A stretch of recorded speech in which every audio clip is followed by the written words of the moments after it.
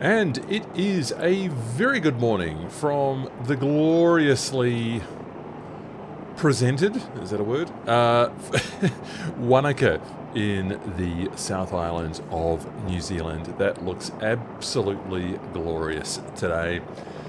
From my parking position here outside Wanaka Helicopters in the NZA Simulations scenery that I just picked up on a Black Friday special. Thank you. And I can see lots of our live stream participants already in. That is so great to see. Thank you so much for joining us today on what will be a fun, I hope, live stream where we do some alpine flying in the glorious South Island of New Zealand. And there's Lake Hawea, where I'm just circling now, where Charlie Para is. I can just look up there and see that's Lake Hawea, and over to the left there where Ryra Storm is, I can see that we have Lake Wanaka in the background up there. So it's looking just good at the moment. It is looking just good. So the weather in Wanaka today, we've only got 1 knot from the northeast, so it's a little bit better than the live stream we did from Westport where it was blowing 25 knots from the Tasman Sea. That was pretty full on. I think that we will be making a takeoff to the northwest, and we might fly the Clutha River into the town of Wanaka, and then we might take a right-hand turn up the Hawea River.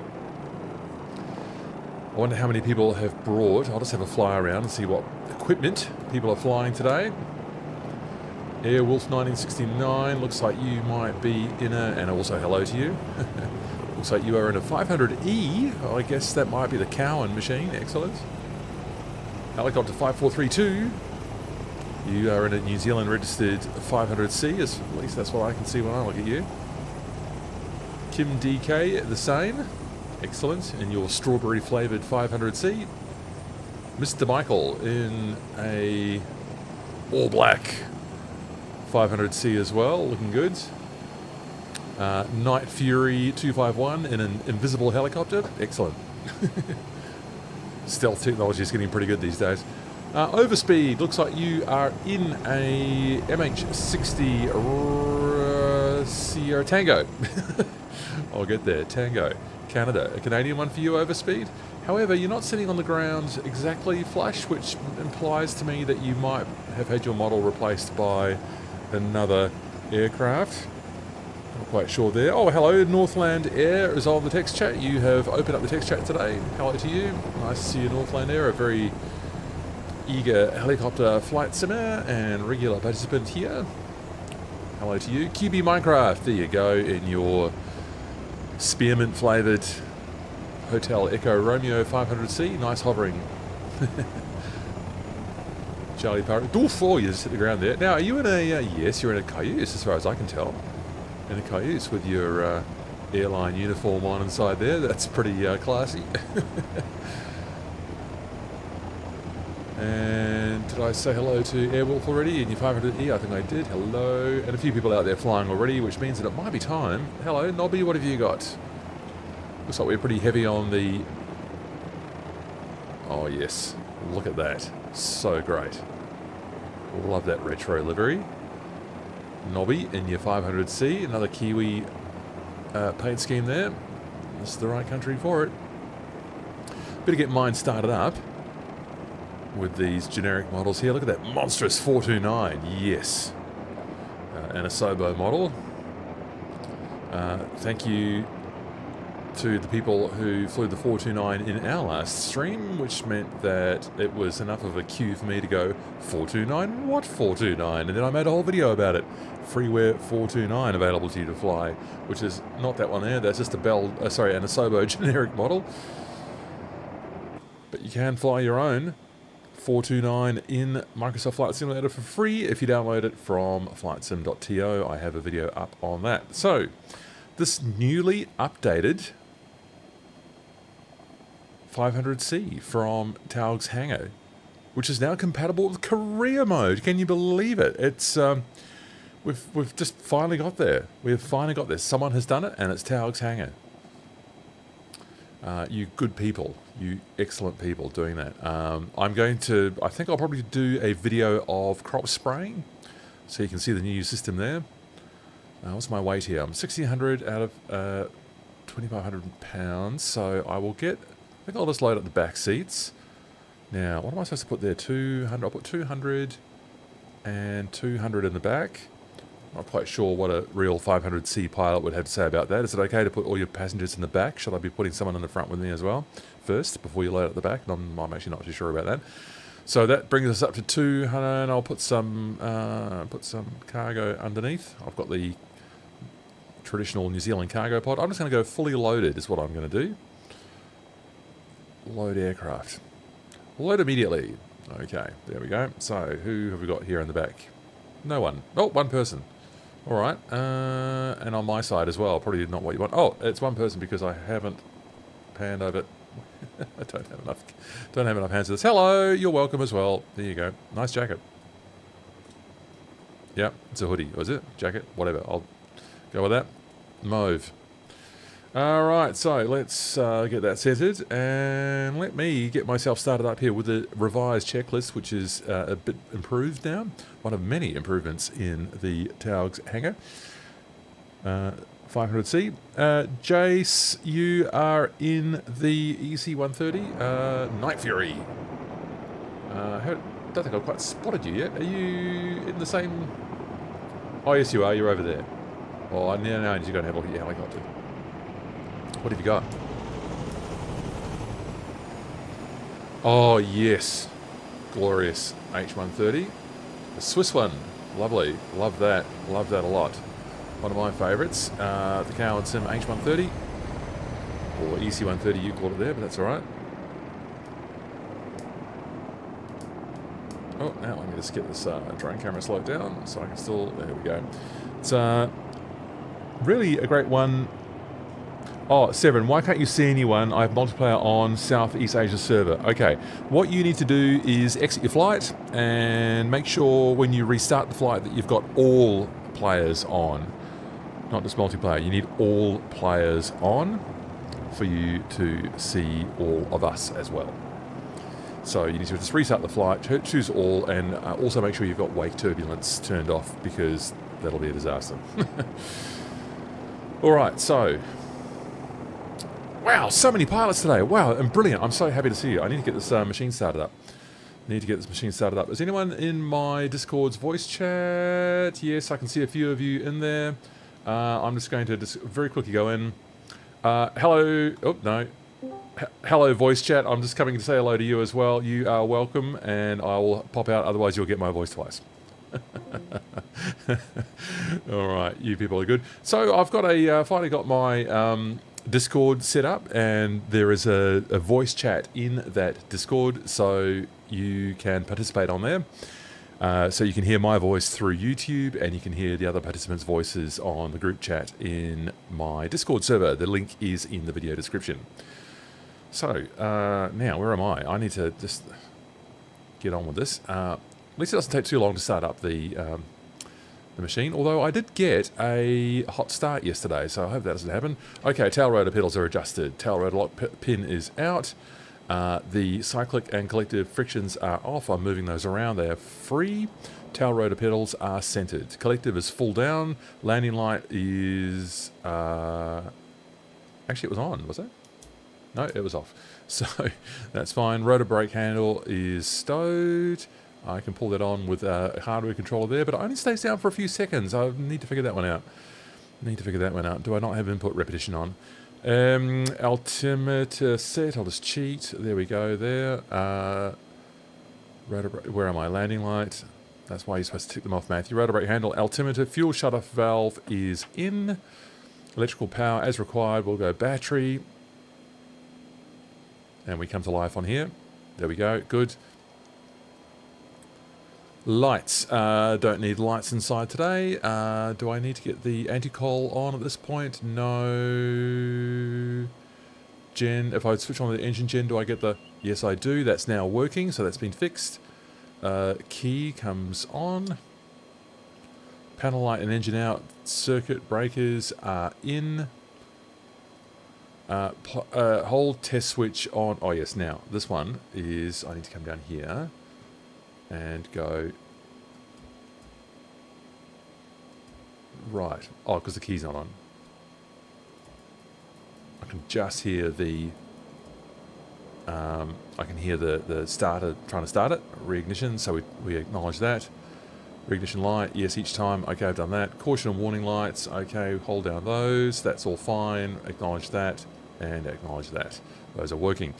Caution and warning lights is done. Twist grip throttle. Now, have I got my keyboard shortcut working for this? I believe I have. So when I hold down this switch on my hardware controller, the idle release comes out. There it is. It's just there. Button. There we go. Right, so I can do a proper start up there. That's working. Engine start. Cyclic. Do not attempt engine start with cyclic positions, stick positions other than neutral. That is neutral. Does 2020 and 2024 actually share multiplayer? Do you know what? I've never known that. I mean, presumably not, isn't it? It must be no. Surely, can someone else tell me? AC Original, does 2020 and 2024 actually share multiplayer? I don't think so. Although I haven't touched 2020 since 2024 came out, so I haven't tried it. Collective is full down. Twist grip is in cutoff. I just tested that. Does it say 0? No, it does not. That would have been a hot start right there. Why won't it go down? That's 0. Right, I need to take it past quarter. It's a little bit awkward when you don't have a hardware grip that is built for that. Rotors are cleared. We're fine. Start ignition button. Right, so I need to come down here. I need to get the N1 to 12. And I need to introduce fuel between 12 and 15. And I need to make sure that the turbine output temperature does not go above 927 for more than 1 second. And it's allowed above 793 for up to 10 seconds. Okay, right. So I've got this on my hardware controller as well. I can hold down this, get my finger ready on the throttle. And that is a big fat nothing. So is that not mapped there anymore? Adventures in mapping. There we go, that's got it. So there's 10, 11, 12, introducing fuel. And we are, yes, we are not in a hot start situation. I don't know how I got a hot start yesterday. Yeah, I had a little test of this last night, and I got myself a hot start. I followed that same checklist and got myself a hot start. All right, we're past 50%. Hands off the starter button, and we're all good. Oh, excuse me. So, 28 people on the stream already. Hello in our updated Taog's Hangar 500C. Very exciting. Right. Transmission oil. So I've got generator out still. That's fine. We do that in the run up. We're still coming up to speed here. Good stuff. So we're done on our engine start checklist. Electrical power. Engine run up. Well, oh yes, the external is disconnected. We didn't use it. So now we can go generator on when we'll get the beep. And so I'm just going to leave that on until I just start to edge up the rotor speed now. Go past 20. I do appreciate the revised engine sound inside the 500C. I think it sounds much better now, much bassier and growlier. There we go. So I get my throttle all the way up, and now I just need to beep up these last few here. Get this up to here. Up you come. Get that into the green zone. We are in the green zone.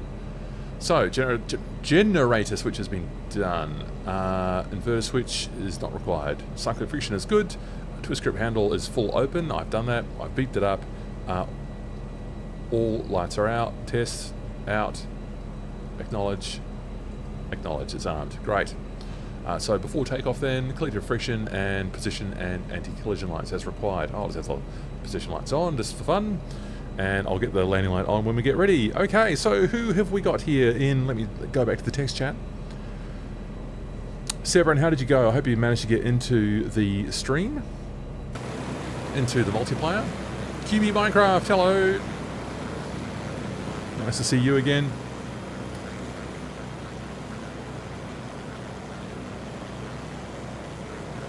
So... Oh, okay, Northland, you're not going so well in the cargo sling with your 500C. That's interesting. I tried that, and it was fine, except when I released the cargo, it just rolled down the hill. But so that was not ideal, but it did more or less work. Although the speed impact on the 500C was extraordinary. Like you could really make slow progress only. Very interesting. Oz1967. Hi Matthew, the little heliport you made in the Yarra Valley was good viewing. Thank you. A little bit unusual for my channel, putting up a scenery tutorial. But... okay, Severin, the other thing is are you in Sim Update 3 or Sim Update 4 Beta? We're all in Sim Update 3. Sorry for that. If you're in Sim Update 4 Beta, you might just flick over to Sim Update 3, which will take you 5 minutes, obviously, or maybe 10, and you can join us at Makarora. Oh God, have I said that right? It's nice to actually... Makarora. Oh my God, sorry, Makarora. Vertical flying, the rolling down the hill with cargo, so annoying. Yes it is. Yeah, Northland, very difficult to get it moving forward under a load of cargo. Yeah, I was only doing 40 knots or 45 knots or something, but it's good, I suppose. You're right, it really tells you what the aerodynamic impact is. So I was pleased to have that, really pleased to have that.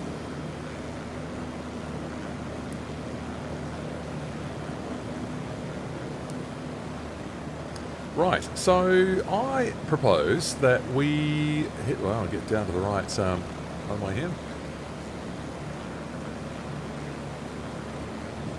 So, runway 29, I propose that we get down there. Oh, everyone's rearing to go. And we'll get this flight underway. So, that's what I propose to do.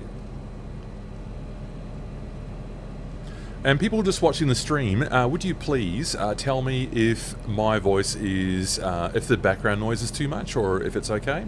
So it's a little bit hard for me to monitor it as well. So Severin, you switched to Sim Update 3 before the stream, and you've got all players on, and you're on the Southeast Asia server, but you're still not seeing anyone. That's... yeah. Look, if someone else in the text chat would mind seeing if they could help Severin further from here, that'd be really great. It's a little bit hard when I'm trying to fly this as well. Yeah, sorry about that. It's really great to have you along. I'm just sorry that it's a little bit difficult. Audio mix is great. Thanks, Ac Original. Ac Original? Anyway, so, sorry if I don't have your name quite right. Now, where's my head tracking? Here's my head tracking. Is anyone in the way? I'm going to attempt a left... Wow, so many helicopters. Is this our biggest one yet? Thank you, people. Need lots of left pedal here. I'm lifting. I am lifting. And I'm going to come down to the runway 29 of threshold. I'm going to sit myself down on the runway and admire all of the hundreds of helicopters.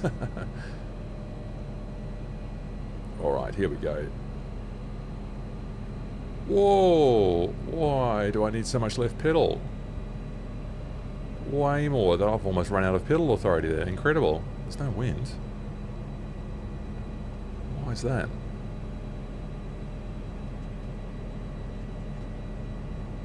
Oh, look at you all. Minecraft, helicopter, 54321. Firestorm. Walkensturm, I don't think I've seen you on a stream before. Hello. Sippy dude in a 172. Alright, no worries. You do you. Overspeed, Kim DK, Nobby, Nick 46898, hello to you. Mr. Michael, hello to you again. Coming down to the 29 threshold. Oh, I've got a lovely DC3 in my scenery from NZA Simulations.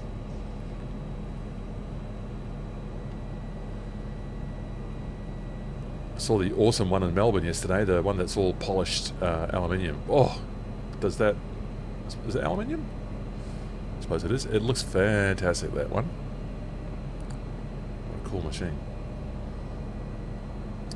Oh, hey now, here's something I've been meaning to ask, and I keep forgetting to go back and check. Does Sim Update 4 have revised power pylon models? Have they finally fixed the power pylon models in Sim Update 4? I thought I saw some high quality ones, but I just didn't know if they were in a custom scenery or not, and I just never quite got around to checking. Obviously I've come back to Sim Update 3 for the live stream. Be really interested to know from someone if you have noticed that the power pylons have been updated in Sim Update 4. I could be wrong, in which case tell me. Matthew, no, that's not the case. Wow, I'm using a lot of left pedal here.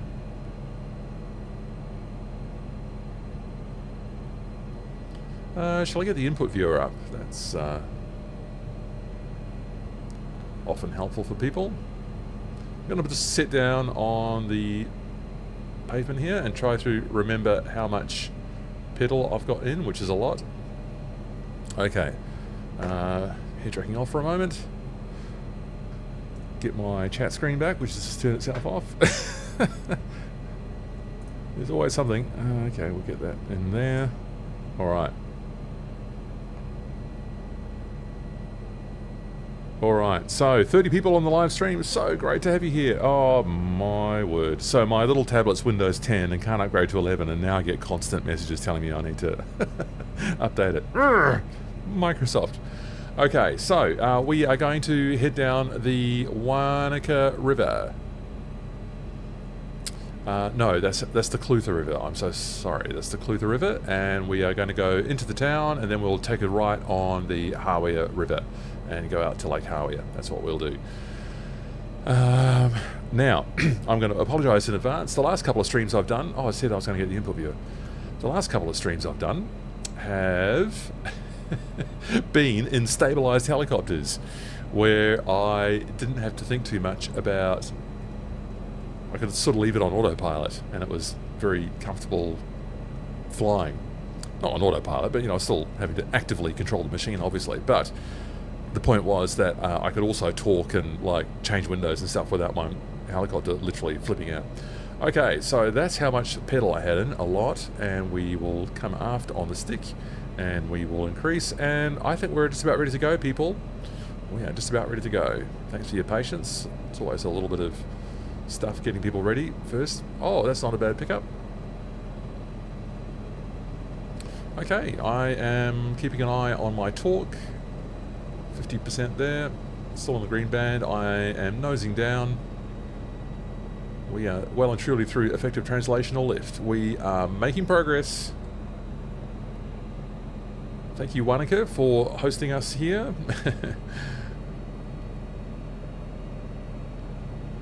What a great experience. So many helicopters. So great to see you all. Thank you for joining the live stream, pilots. If you wanted to chat, there's the Toy and Transport Museum with all its interesting machines laid out there. Cool. Pilots, if you want to chat with each other, then you can join my Discord. The link is in the video description. Hello, FHPRA. Nice to see you there. You can chat with each other. And you can hear me through the YouTube Discord. Sorry, the YouTube stream. Right, let's get ourselves down to the... I'll get that head tracking off so I don't spin around all over the place. Oh, is it your aircraft variety settings, everyone? Excellent. Wow, how interesting. There's always something, isn't there? You learn something new on every stream. Here's the Clutha River. And I'm going to try and do an external view here. Lovely to see you all, whilst I also try and control my machine, which is very hard when it's not a stabilised cow simulation helicopter. So I've actually got to fly the 500C. I've actually got to fly it.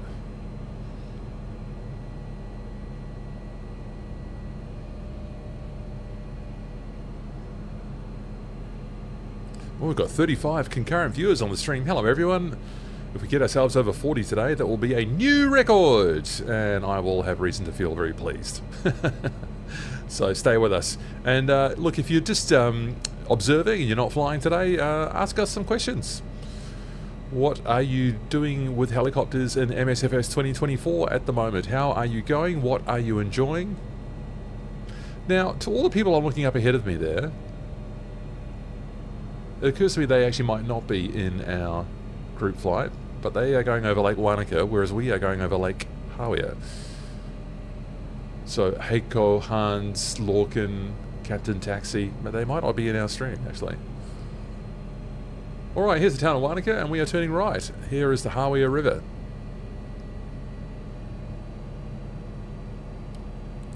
There we go. Beautiful. Beautiful, beautiful, beautiful.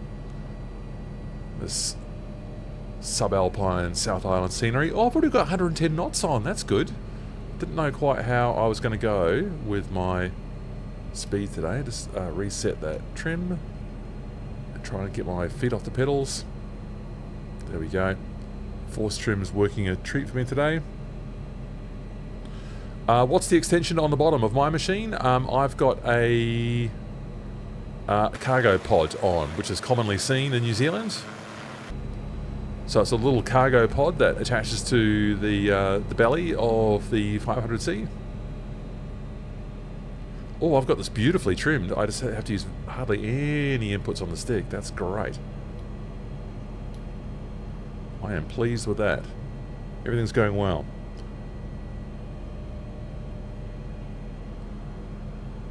Oh, Ac Original, you're not on 2024 yet. Hardware limitations. That's so interesting. For me, it was night and day. As soon as I went to 2024, everything just worked so much better and more smoothly. I found it way better performance in 2024 than 2020. So I don't know. Yeah, look, everyone's different and every system is different. Mine's an AMD system, so, you know, whatever that means in terms of compatibility. I've got an AMD system, and we're just following the Hawea River up here, people. This is nice. Looks like the NZA people have put in lots of little extras there for us to enjoy. Oh, we've just flown past the Hawea Downs station there. That's why that scenery was in. Not doing a great job of obeying airspace regulations or anything. Yeah, I found the 2024 performance way better than 2020. At least at the time when I changed over, I literally have not gone back once into 2020 since 2024 came out. So I don't know what it's like now. But on my AMD system, it's just 2024 always ran so much better. So much better. This is glorious. What a beautiful day. Oh, you've only got 16 gigs of RAM, is it? Okay, right. Yeah. Yeah, well, I went up to 64, and then I realised that the memory kits were not fully compatible. So I've got two 32 gig memory kits, which is apparently not a very sensible way to do it. So probably I'll have to sell one of those. Maybe just sell the second one. I should sell both of them, I suppose, and then just get one 64 gig kit. Although, I've got to say, I find that 2024 doesn't seem to use all that 64 gigs of RAM anyway. Don't know what it's like for other people. And here's Hawea, people. The town of Hawea. Hawea River, and now Lake Hawea.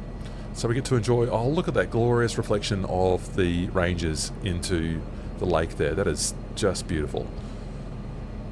Just beautiful. Oh yeah, and a bit of a... Oh, is that a dam? I didn't realise that. So Lake Hawea's dammed. The small dam there at the base there. I never knew that. I had a 1660 Ti for years as well. For years. That card served me quite well. Pretty tough going in 2020 though, as you can imagine. Oh, how beautiful is this scenery, people.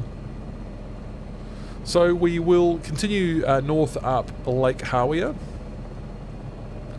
And we come to this neck, and our next airfield will be Makarora. Sorry. Seem to get my syllables a bit mixed up with that one. Makarora is our next stop. So if people want to use the...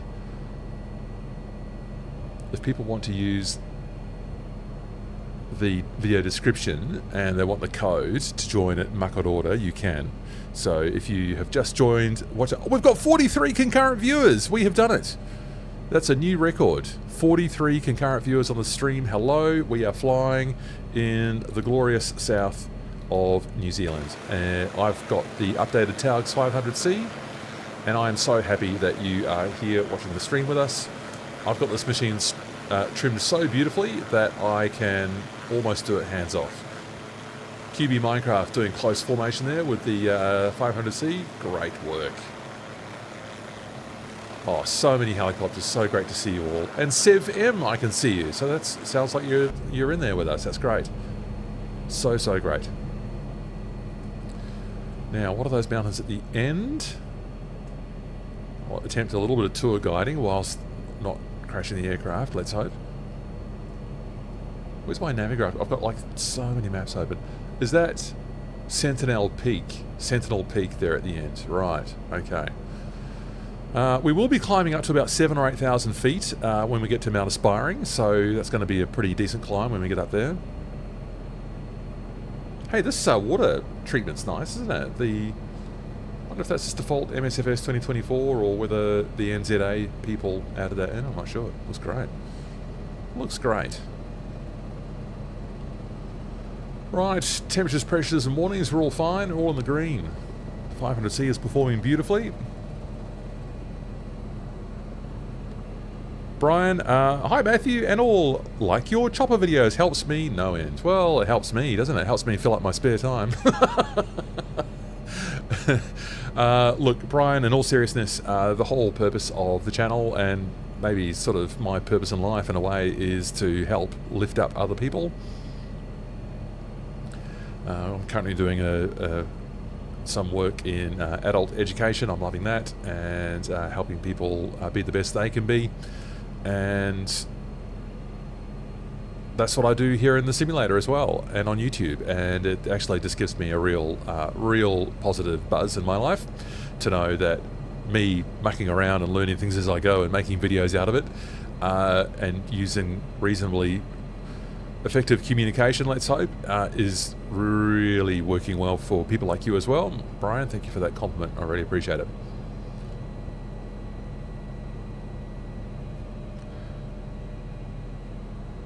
Yeah, oh, and eCorp, exactly the same for you, is it? Yeah, videos have been a great help, switching between MSFS and DCS Huey. That screen's a little bit small, I can't read it properly. Yeah, the DCS Huey, right? Yeah, that was a big. I mean, I do have DCS, but I've never bought anything for it, and I've never really got into sort of testing things too deeply. I think I downloaded the free. What's it? Is there a Cayuse in that one as well? Oh, I can't remember now. I downloaded the free module ages ago and just gave that a bit of a try just to see if I could get it working, which it did. So yeah, but I know the Huey was a big deal for people, and people still kind of remember it fondly. I think it was very easy to fly from what I've heard. I wonder if it might have been a little bit too easy to fly and people came to enjoy that a little bit too much. I don't know that. I just speculate that because just of some of the sort of the comments I've seen about other helicopters from people who have flown that Huey. But look, it remains really popular. The Huey's such an iconic machine. Have you tried the Huey, by the way, eCorp? Have you tried the Huey from Taog's Hangar for 2020? It's compatible with 2024 as well. Just the sound is just so excellent. Oh, your grandparents were Crawfords. Funny. On VATSIM once, I was just scrolling through looking for a place to fly. Here's the neck, by the way, between Lake Hawea and Lake Wanaka. So we're going to cross over here with Mount Sentinel on our right, and we will get ourselves into overflying Lake Wanaka, and we'll enjoy the sun striking the hills on the other side. On our way up to Makarora to pick up anyone else who wants to join, and then we'll go up the alpine valleys and we will aim for Mount Aspiring and enjoy the spectacular views there. Yes, eCorp, you feel MSFS is more twitchy. I wonder if that's probably more realistic, but then, I've never tested that DCS Huey, so I don't know. I just have not personally tried it, but helicopters are twitchy. Helicopters are sensitive. I've done a trial introductory flight in a Cadbury, and I hope to do another one soon, and do a video with it. And yeah, it's they're twitchy. They are twitchy. You do hardly any inputs on the cyclic at all. Speaking of, I'm just guiding this with 2 fingers on the base of the stick, and I'm having to do hardly anything. This is trimmed up so beautifully. Taog's Hangar. And Stu is the flight model expert there, doing a great job. Look at that, Lake Wanaka, so spectacular. All right, so we take a right turn here, and we go up the Makarora Valley, and we'll see if anyone wants to join us at Makarora. And then we can proceed up these alpine valleys and go and look at Mount Aspiring. This is so easy to fly. I think this has been smoothed out even more. I mean, if you need a smooth helicopter experience,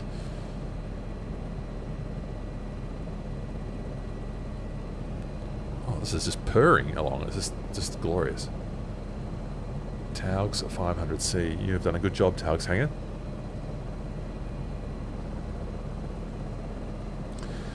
Video idea. Comms for helicopter pilots on VATSIM. Yeah. I don't know that my radio communications are perfect. In fact, I know they're not. Also, they're different in different parts of the world. Different areas have slightly different phraseology that they use. I'm pretty good at Australian ones, and the Sydney helicopter procedures are quite complex, but the benefit of it is they're all written out for you, so you know exactly what the clearances involve, because they're all sort of pre-published, and then you can use those to plan your flight. So it helps if you've got a bit of Sydney scenery plugged in, so that you can follow along there. Kim Christensen, the reason you're getting 8 frames per second when you're near the group is because you have wake turbulence turned on. I speculate that is probably the reason why. If you go into assistances and turn off wake turbulence, you will fix that problem that you just mentioned. So Kim, I'd love you to stay with us if you can, but just go into your assistances and turn off wake turbulence, because MSFS 2024 freaks out when there's this many people on a flight all at once. Look at you all. Airwolf's a bit behind. I hope you catch up with us. That is just stunning. Rire Storm, Helicopter 5432, Airwolf, Night Fury, QB Minecraft, Sev M, Overspeed. You are so welcome, and excellent formation flying there. Oh, I forgot Charlie Parra down there. There you are. Excellent stuff, people. Excellent stuff. That's one of the valleys. We're going up one of those valleys soon. Sippy dude. Oh, don't fly into the hill, Matthew. Just keep my hand on the stick there.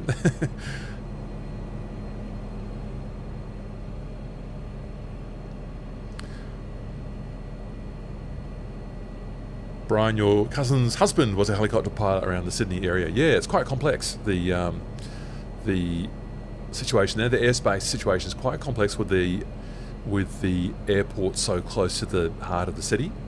So there's all kinds of things you need to know. There's a helicopter route that has its ceiling at 500 feet. So your airspace, you're cleared to operate in airspace from ground level to 500 feet. That's how tight the airspace is. So you're not to exceed 500 feet when you're on that Victor Air route on the running north and south along the coast there. So you don't interfere with airliners coming in to the east-west runway. It's all written on charts like Navigraph. It's not quite so clear on your MSFS 2024 charts. So people, if you want to join the stream, you need to get yourself into Makarora right now. And I will just read the code to you again, because I've got my Navigraph running in the background. November Zulu, Mike Whiskey, Makarora. So that's November Zulu, Mike Whiskey, NZMW. If you want to start a flight at Makarora, then you can join this stream. If you've been watching and wanted to join in, I can see in the group flight voice chat, we've got Jace and Taog in there. Hello to you. Thanks for joining the voice chat on my Discord server. Yeah, so after our last stream, I did, and I can see Nick going through there at high speed. Wow. After our last live stream, people were still asking, Matthew, where's your Discord server? How can we join in? And it took me about 4 hours to set up because I just didn't quite know what I was doing. But anyway, all part of the adventure. Oh, it's this next valley actually that will be. I can't quite see it with that pillar in the way. I am going to do an outrageous straight-in approach to the airfield there. And actually, can I see it?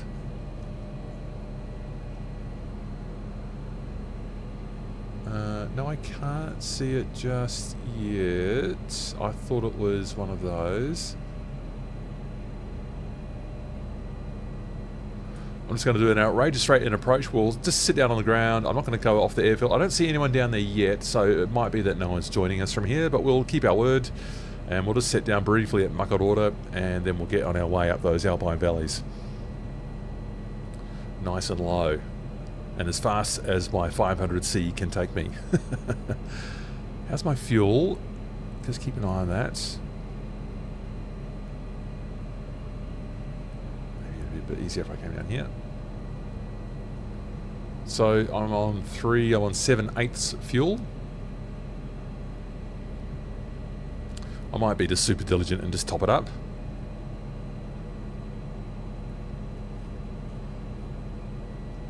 Oh, now I can see the runway. Cool.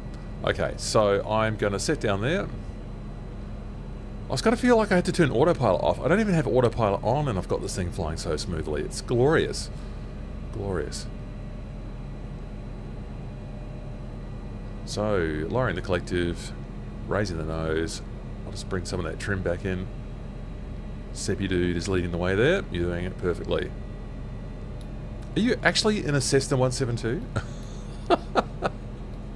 That is funny. Alright. Just going to set down on the runway. Oh, we need to lower a lot more collective. Now my speed's coming off. Oh, got smoke coming out of something there. What's all that about? Is that part of the scenery? Oh, it's just the... I think someone's setting off the dust.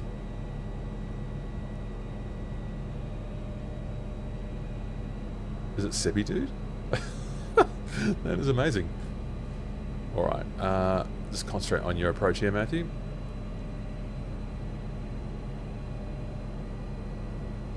I'm just going to put down on the runway and take a sip of water, and we can get on our way again. So no one's joining us down here, but that's all good. 36 people live on the stream. Oh, look at the pub. How great's that? That's awesome. Alright, so concentrate here, Matthew, and there's Night Fury. Let's judge your touchdown there in your H130. Oh, this is flying beautifully. This is flying beautifully. I feel like I need more left pedal than I used to in the 500C.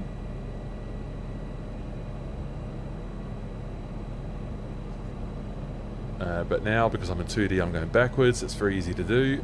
Right, so I'm just going to quickly just top up on fuel. I don't think it's going to be an issue today, but I will just do it anyway. Flight performances, mass and balance. Fuel, 86%. Load that back up again. Okay. And how are we going on here? Make sure to get my map back. So we're going to take this valley here.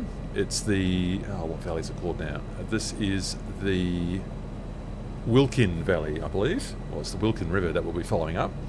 And that'll get us to the northern flank. Well, we'll be doing some quite high altitude flying here, and we'll then sort of aim at Mount Aspiring before getting down to Mount Earnslaw for landing in the Earnslaw Burn and having our Lord of the Rings experience. The Discord code doesn't work for you, says Vertical Flying. I mean, Link. It should work. I use the invite. Yeah, just the one in the Steam description. Stream, yes. Well, lots of other people have used it, so if it's not working, please tell me. We need that to work. Oh, look at this. So who else is... Oh, that's... How great is that? How great is that? Oh, someone's brought the Magnum PI livery. Muskal Atoll. Might just have to call you Atoll. Oh, look, here's a... This is great. Look at the scenery, NZA. You people have done such a good job here. You have a Estrella, if you want. That's great. Oh, I remember those super shuttles in New Zealand. There you go. Makarora. What does this say? Open 7 days. Yeah, it's like an Aussie roadhouse. All right. So that's not what we're here for. We are here. We'll get ourselves back in the air in about a minute. CP dude, you're in a 530. Oh, okay. So I've got no model for you, so I get a Cessna 172. By the way, whose 530 is it that you have? Who's the publisher of that 530? Looks like everyone else is at a different altitude to me as well. 41 concurrent viewers, hello to you in our alpine adventure in the South Island. So, alright, I'm ready to go, so I'm just going to lift. I'll have to get over all these helicopters. Ah, we've had a reignition at some point, acknowledge that. Oh, I need way more left pedal than I used to. I swear I need way more left pedal.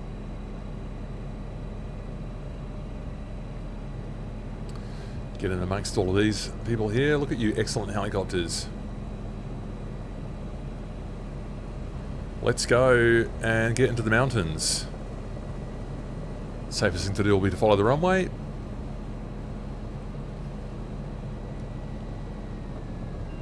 Oh, simulated engine failure.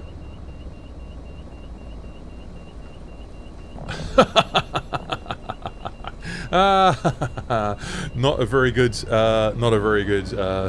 demonstration of piloting skills there. All right, I'll just get myself going again.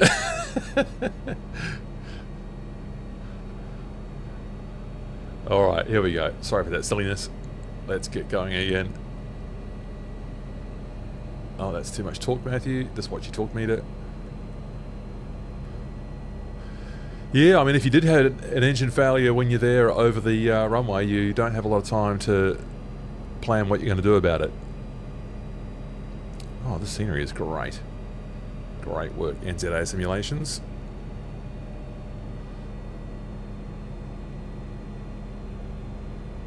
That's beautiful. This is beautiful. What a great part of the world.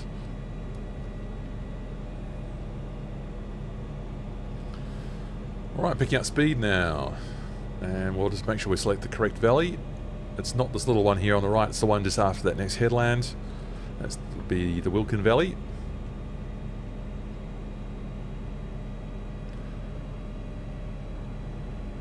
Dolly Drambustic, greetings from Poolington Pebble in Yorkshire, England.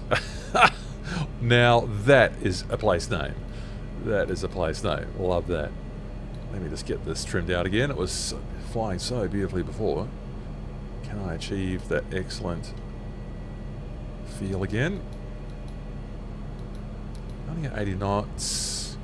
Pull a little bit more collective. Try not to fly into the hill. I wonder what these fields are. Sort of the ones with the interesting ploughing pattern or whatever it is.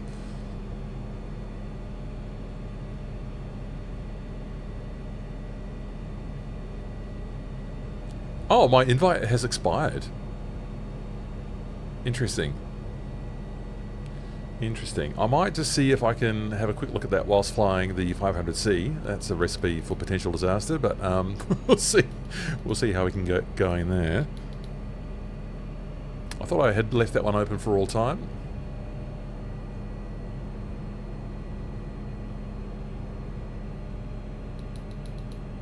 That clicking is just me on my Windwing Orion stick, just getting the trim right. It's quite a loud clicky sound on the Windwing stick. I wonder if anyone's got a Thrustmaster Warthog stick. What's the clicking? Is it really clicky, your trim switch? I like the feel under the thumb, like you get a nice positive click when you are applying the trim, so I think it's good for me.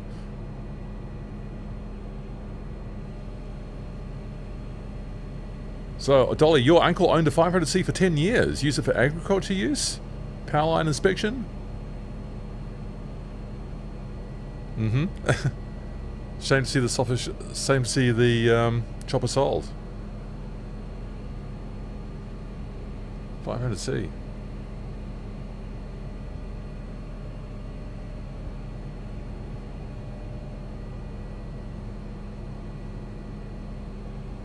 One-time use invite. Okay, now look at this valley. How good is this? Oh, now what can I do with this invite link? This is going to be a bit of a... This is going to be difficult. So, how can I get my Discord so that I can have that there? Do a bit of Discord administration whilst flying the machine.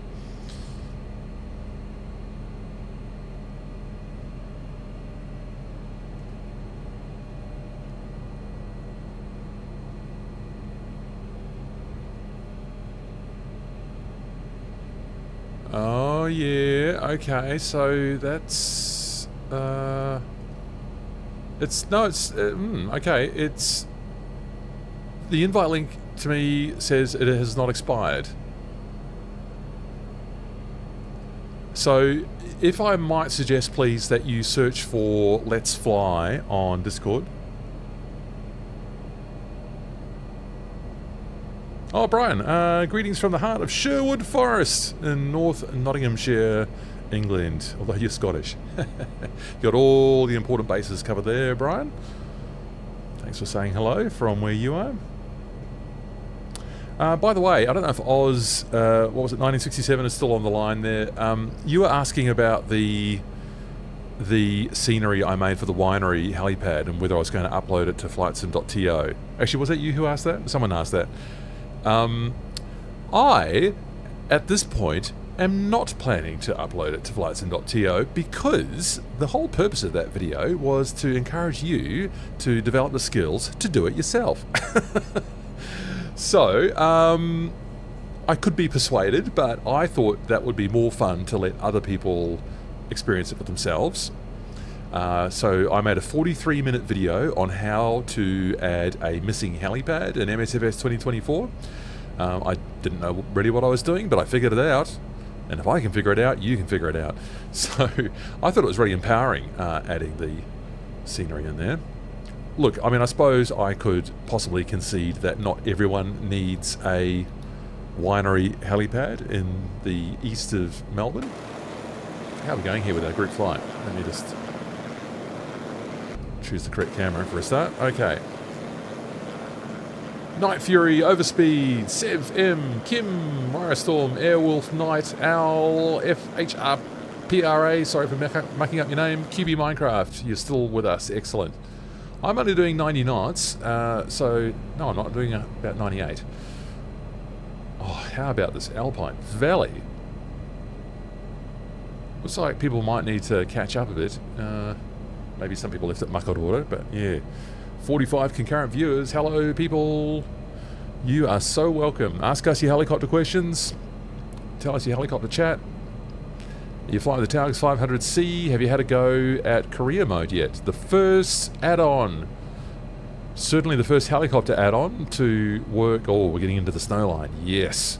Yes, yes, yes, yes, yes. Oh, we're going to have to climb up quite severely here. Might start to nose up with the trim a little bit, because I don't have a lot of torque up my sleeve here. Maybe I should have climbed a bit higher. We're at 4,000 feet.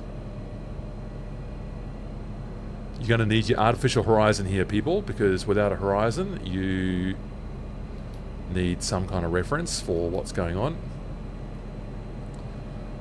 So we'll commence this climb. I think we're going to be fine here.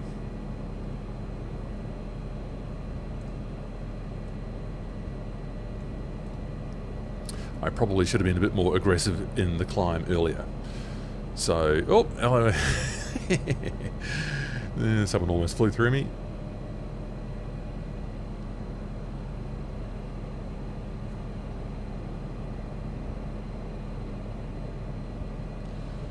Oh, into the snow line. How glorious is that?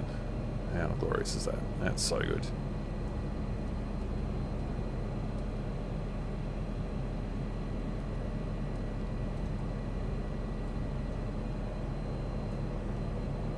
And once we sort of have climbed, we'll be going to the right actually, so we don't have to climb. That's not the saddle right in front of us. We are going to be following the valley to the right, and that should give us a bit more, you know, a bit more room to climb up here.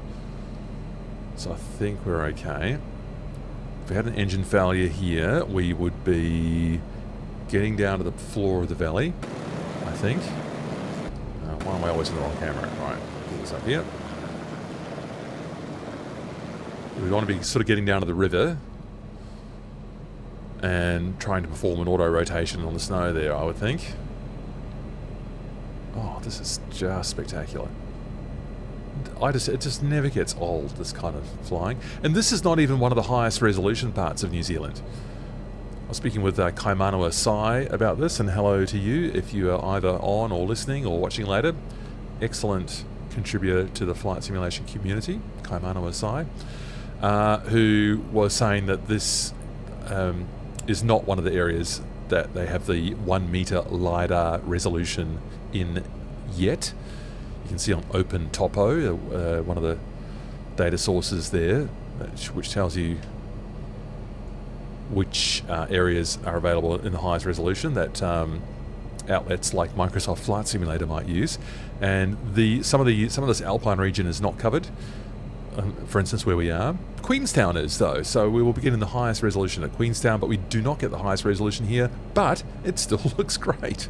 It still looks really great. A couple more chats in there.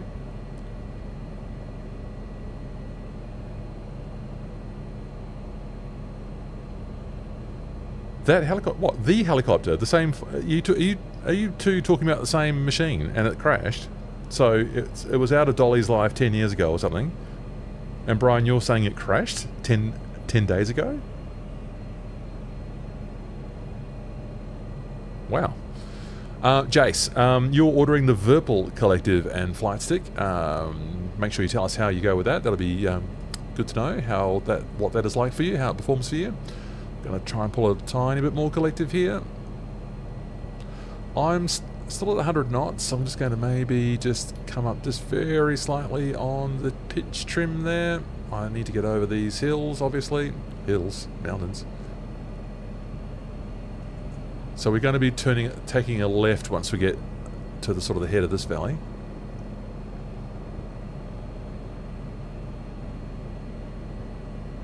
Frederick, oh, you've only just noticed that we're flying. You just arranged to go to the pub? Oh dear, oh dear. Well, priorities.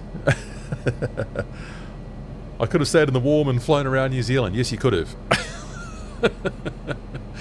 Well, look, you're going to at least sort of catch up with friends at the pub, so I approve of that as well. So what I'm doing, I do have a Discord now, Frederick, so what you might do is join us on the Discord there. If the invite link does not work for you in the video description, as someone else has reported, then you may just look for Matthew Crawford Let's Fly, and I think you should find my server, and you should be able to join. It's a community server, so anyone should be able to join. Should not be too much of a risk of downdrafts today. It's only a light wind. Well, it was down in Wanaka, that's for sure. Wow, we're up at 6,000 feet already.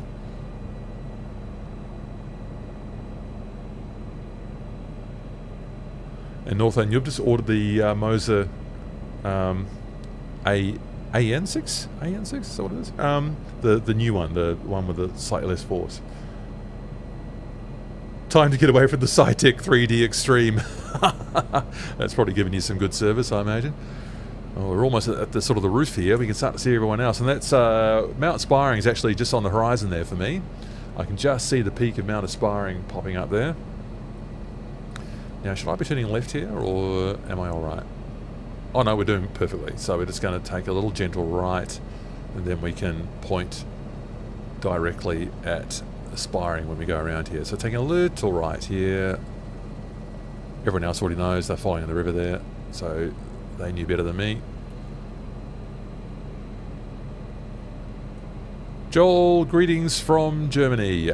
So pleased to have you. I am so grateful for my audience in Germany. I have done very little flying in Germany, to my shame. I do try and put in the occasional German location. I think, yes, in my first impressions of the Pimax Crystal Light, I tried to include Berlin in that one. I'm very grateful for my audience in Germany because it's actually my third largest audience. And there's Mount Aspiring right there. Look at that, these alpine lakes. Look at that. That's so good. So good. Working for Northland, that's good. So working for you, that's great to know. Thank you for that, and you are welcome on the Discord. I can't, so I'm not in the...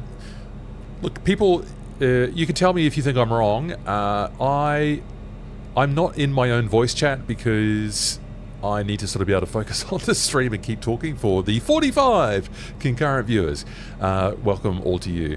And so to do the voice chat with me in it as well would just be confusing because you'll have my voice twice. I don't know quite what the solution is there, but at least you can talk amongst yourselves and communicate whilst I'm up here, and be sure to tell me any juicy gossip.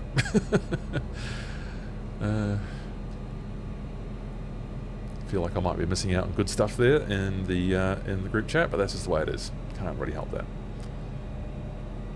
If people think there's a better way for me to do this, with handling the voice chat on the Discord and the live stream at the same time, I will be welcoming to know that information.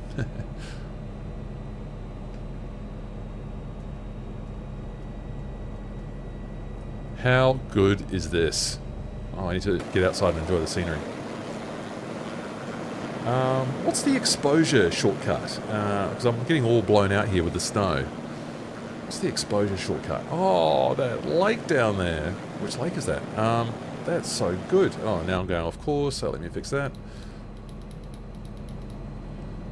Which lake is that one? Waiatoto. Lake Waiatoto. Beautiful. Brian, you've been using... oh, what's happened here? Just messed up my trim slightly.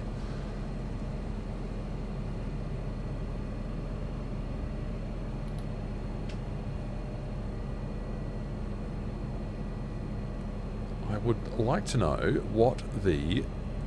I think it's an F key, isn't it? It's not the camera controls I want. I want the controls. And I want... is it called exposure? Oh yeah, okay. Exposure decrease. G and T, is it? Shift 2 and Shift F3. Oh, that must be when you're in a camera.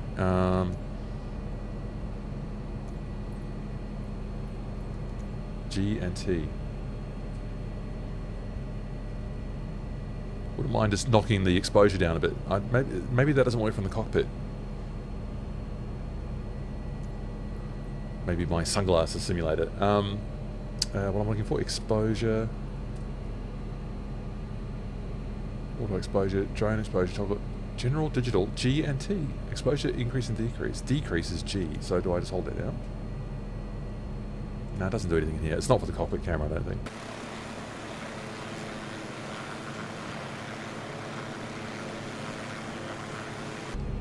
But I bet you it'll work in this one, G. Yes, there you go. So I can do it in the drone camera. There's aspiring. How good is that? This is about the highest we get on this flight, people. Where am I at now? 8,200. Concentrate on flying.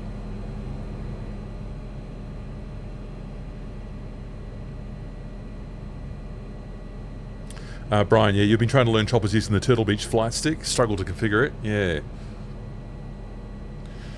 I do have a video on flying helicopters with a cheap joystick. One of my popular videos that's still getting a lot of views. Right, now I better do some navigation here. So I need to, or we need to, get ourselves along to Mount Earnslaw. So this next string of mountains I get to my right, so I turn very left slightly here.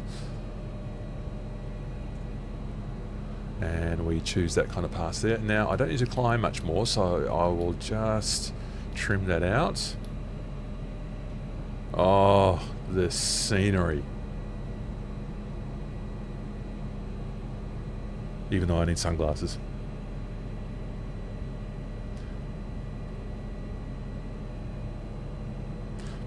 Joel Peterson, you would love to get your hands on Pimax Crystal Light, yeah, but going to buy Verpool Collective instead. Look, it's been a bit of a journey for me getting my Crystal Light configured. I still have a weird issue where I get a complete slowdown. So, Mount Banff, really? Got a Banff in New Zealand as well, I didn't know that. And Mount Liverpool, we will keep on our right as we follow, what's this valley here? This is West Matukituki. Matukituki, sorry. West Matukituki Valley.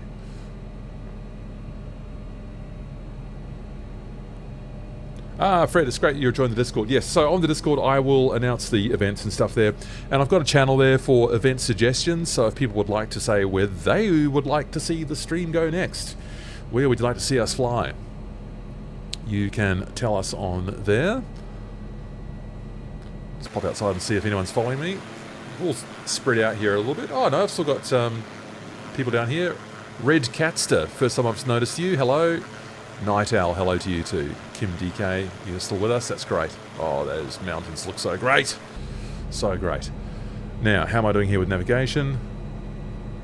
Joel, why is the pilot on the left side? Because in the 500C, that is how it is done. Also the 500E. I still don't know if I have a really great answer about why it is like that. Now we need to go in this valley over here now, so I need to turn right slightly. So one advantage of putting the pilot on the left in the 500C is if you are using the middle seat there, which I'm trying to show you now, if you're using the middle seat in the 500C, you will take out that second collective. And so the advantage of putting the pilot on the left is that it keeps the collective out of the way if you've got three people squished across the width of this very small helicopter. Also, you notice the way they do it in the EC-130 or H-130. The pilot keeps the collective over there on the left, and the extra one is removed so that it doesn't interfere with the passengers. Also that the passengers don't interfere with it. So that's one advantage. It also means that if you're doing sling operations, you can kind of lean out over your collective. Although there's an argument that that works better the other way as well, so take your pick. So in the 500C, that is the way it is done.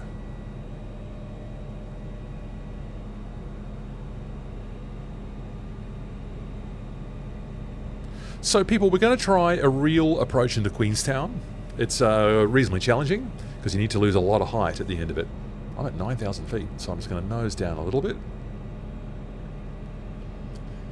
But we'll deal with that one when we get there. We've got to get to Mount Earnslaw first and do our Lord of the Rings landing in the Earnslaw Burn.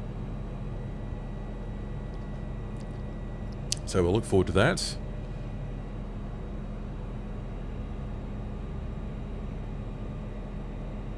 Oh, Brian, you saved my video with the controller config. Awesome. Yes, well, go and have a look at that. We'll run through that for sure. Good. Was that the Ultimate Controls Guide? Hopefully I've remembered everything in there. I've remembered everything apart from the drone exposure, apparently.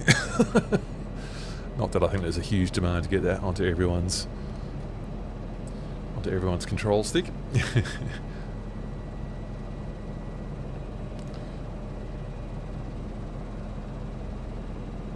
Oh, this is so good. So good. It's refreshing. I love this kind of alpine flying.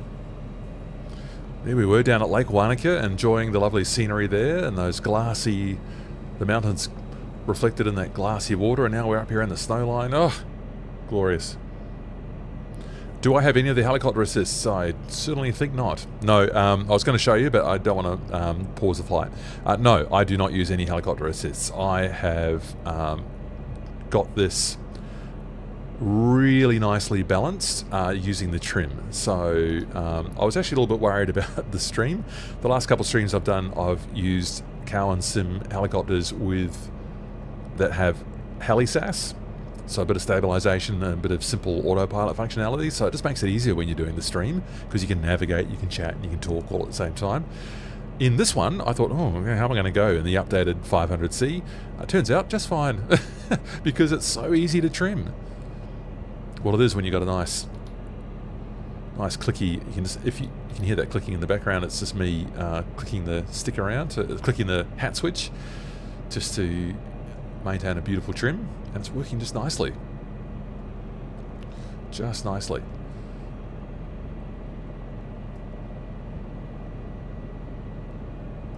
Right, well, we're not too far. Have I got Mount Cunningham directly in front? Yes, you know what, we can start to lose some height now. So I'm just going to down slightly on my collective. So Mount Earnslaw itself, not that we're landing on Mount Earnslaw, that has its peak at about 9,200. But we're coming in the valley, so we will fly kind of south, and then we'll do a 180 to fly north into the Earnslaw Burn. That's what we will do. So just showing you on the... Oh, that's not very good. So on the tablet here, we're heading southwest right now, and we are going to head down this valley here, and we will do a 180 to go into the Earnslaw Burn, which is about there. That's my plan.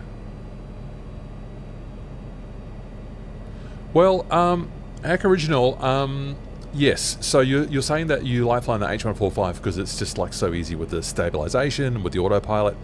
I don't know, I came to mixed feelings about how the H145 flies. I know it was the most popular add-on, helicopter add-on in 2020, and I was at a hut. Just spotted a hut. There it is, just above my helicopter now. That's cool. There's a bunch of alpine huts up here. Some of them have been modelled by Kaimano SI, some of them have been modelled by NZA Simulations, so I've got a bit of a multiplicity of different sceneries installed. Here we go, we'll follow this valley down here. In fact, we've been high for a while, why don't we see if we can come down and fly along the snowy river there, as it were. Is that Mount Earnslaw over there? I think that's Earnslaw there. Am I heading directly at it now? Yeah, that's got to be Earnslaw, or one of those is. Yeah, so... is it really this snowy in summer, Brian? Probably not, although there will be a lot of snow around. No, it might be. At this high, it might be. I did an incredible scenic flight out of Queenstown a few years ago, and it was this snowy at about this point. But, in fairness, your question, I think it probably is not quite as low as what it is portrayed in the sim at the moment. I think one of the problems is that there aren't enough automated weather stations feeding the data that gets into MSFS 2024. And so the result of that is there's not enough coverage, and therefore the ones that are snowy tend to make the area snowier than what it needs to be. So if you turn off the automated weather, you get a slightly more realistic kind of perspective of what the snow line would be. But with the automated weather on, which is beneficial for other reasons, because we can enjoy this beautiful day, then we get a bit more snow than what would actually be realistic. Although there is definitely snow up here. I feel, yeah, we landed on snow, and that was November. 3 years ago, and that was in a BK117.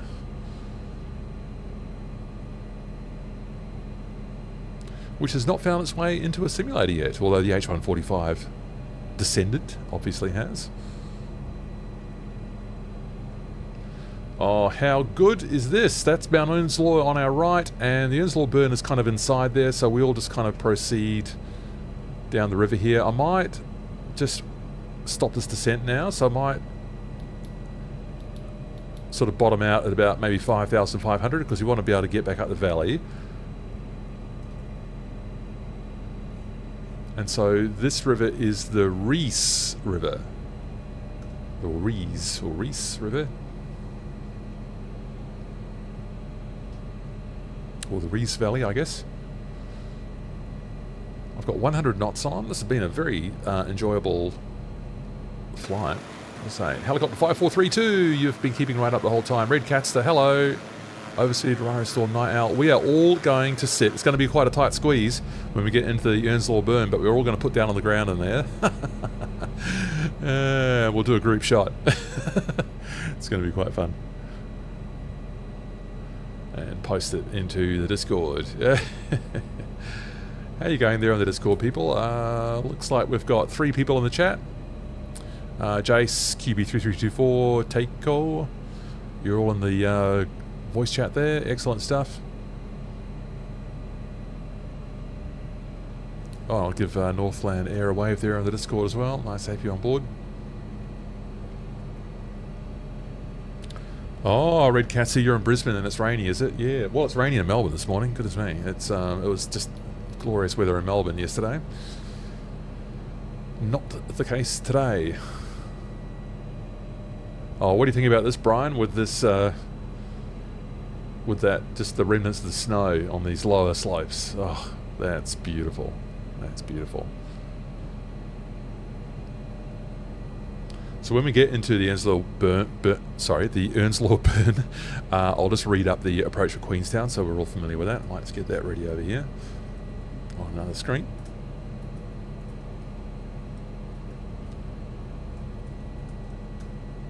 Oh, my trim is not very good at the moment. Just come back to the left.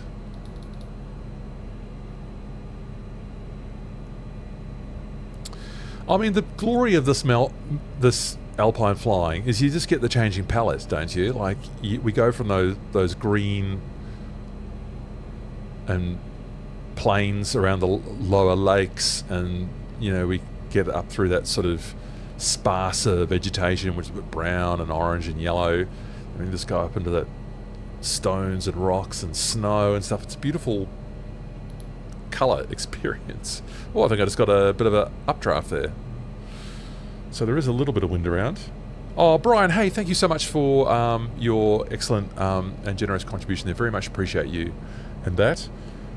Look, I'm all about what we were talking about before. Really happy to see people elevated and grow and get the most out of your simulation experience. I think helicopters are just such an exciting challenge, you know, because they are hard. Especially a manual helicopter like this excellent Taog 500C. And the Earnslaw Burn's kind of on our right now, so we're going to be flying in that valley. So I'll just go past this next little bit of headland here. Headland, oh, that's not really the right word. And then, so Airwolf, you're going to be wanting to do a left, a 180 soon. Airwolf 1969, you will want to do a 180 to your right to join us in the valley up here. And we'll fly into this, do this landing in the Alpine Valley. Brian, thank you so much for your contribution. That's really, I very much appreciate that.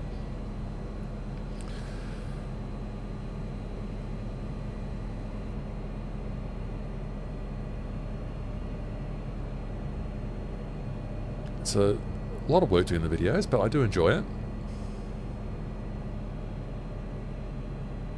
Okay, here comes our 180. So we're at a point now with this braided river below us. You can see how it's carved out because there's one on the other side of this mountain in front. This is, I believe, Mount Alfred in front of us. Looks like a bit of an island in the braided river system, directly in front of my nose right now. And the water's carved it out on both sides, or the glaciers have. Okay, we are going up there. So I'm going to start this 180 now.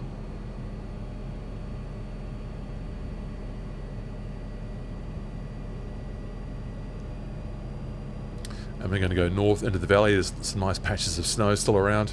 Oh, I might have got a bit lower than what I needed to. Oh well. That's alright. Oh, it's going to be nice flying up here.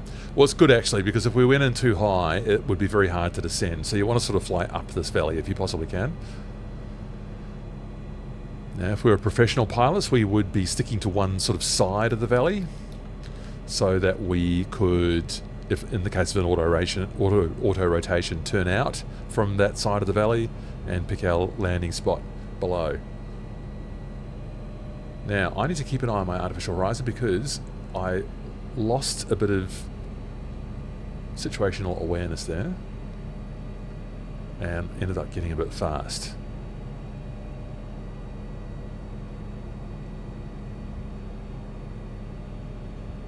But that's good now. Is everyone still with me? Yeah, it looks like most of you have managed to find the valley here to get us up to the Earnslaw Burn. Lord of the Rings filming location. I haven't seen those films for about 20 years, so I feel like I'm a bit out of date. I think it was the, what was that, Elven City? I think that's where they, oh, I can't forget now.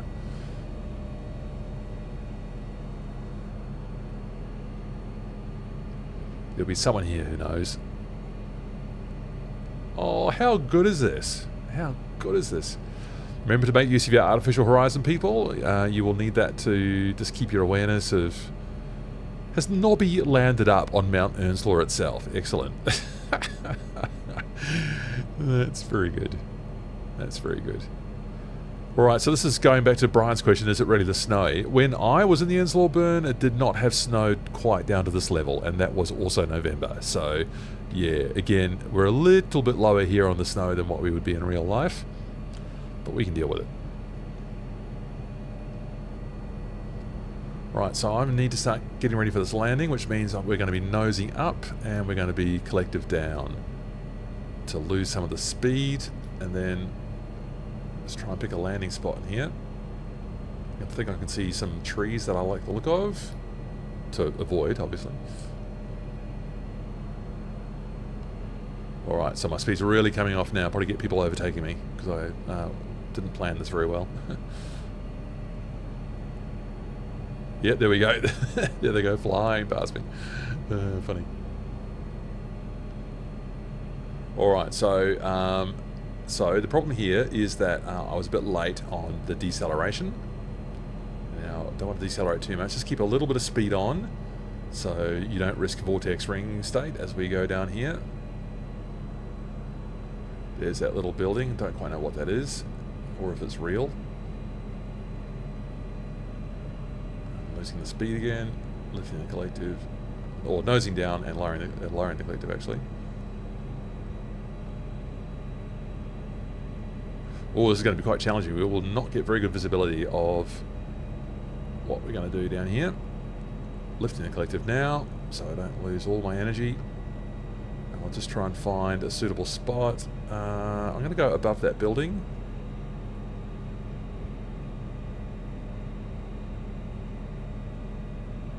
Oh dear, oh dear. I think I might have just... Did I just vortex ring it this there at the very last second? That was not good. I did not take my own advice.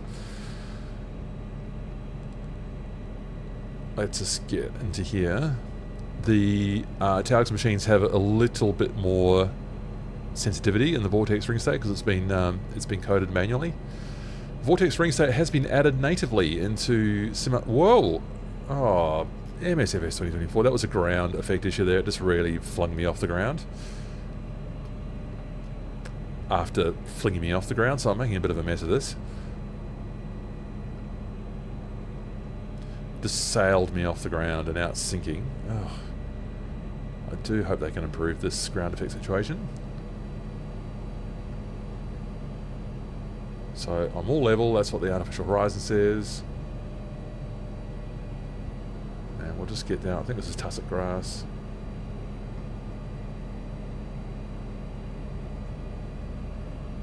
Alright. Oof! And here we are, welcome to the Earnslaw Burn. That's exactly what I wanted.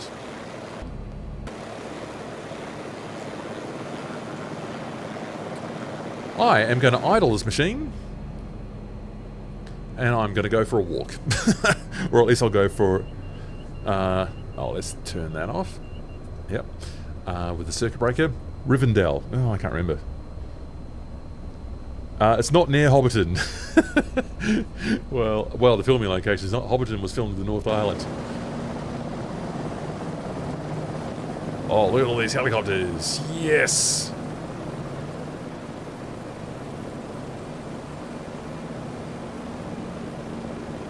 Oh, let's get the group shot done first. Don't need the input viewer for that. I think Nobby's up there on the summit. And so what this is like is off all those stone faces, there's like dozens of waterfalls. You would not believe it. It's just such an incredible experience. Here's Night Owl coming in. I'll just get the screenshot done. Whoops.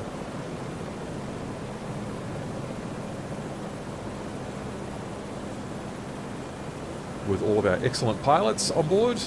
And I'll just post that right into the group shot in Earnslaw Burn. That's going right onto the Discord. Group shot in Earnslaw Burn.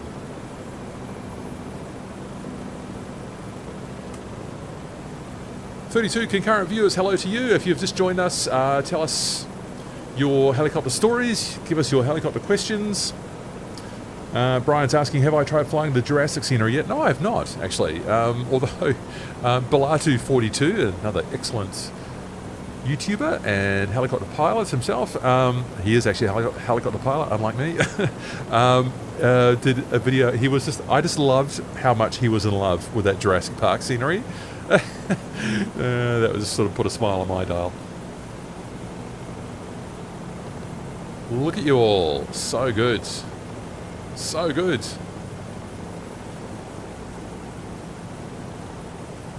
Yeah, helicopter rotors are working properly now. That's really great. So step by step, isn't it, with MSFS? It's obviously a highly complex piece of software. And people use it in many different ways.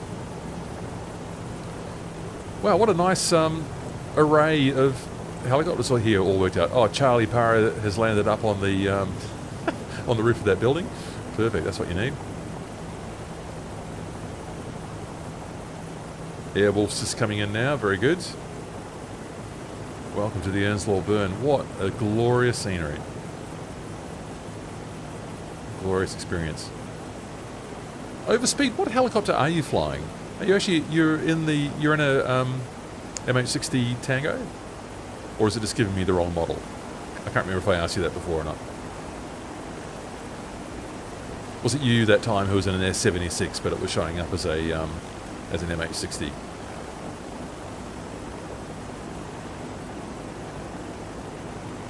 Let's go and look at Airwolf's landing there on the slope. Oh, it's getting down a bit. Oh, you made it. Very good. Well, you did better than me. I couldn't actually see what I was doing, and I got bounced off. I got into vortex ring state once, and then the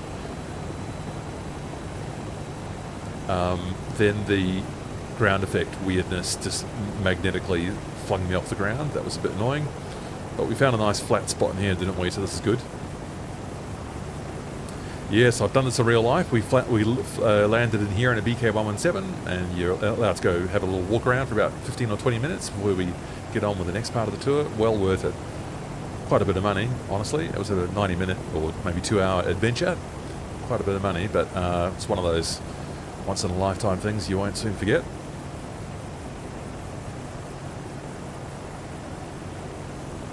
Vertical flying. Do you know when the EC135 will be updated? It has been updated in Sim Update 4.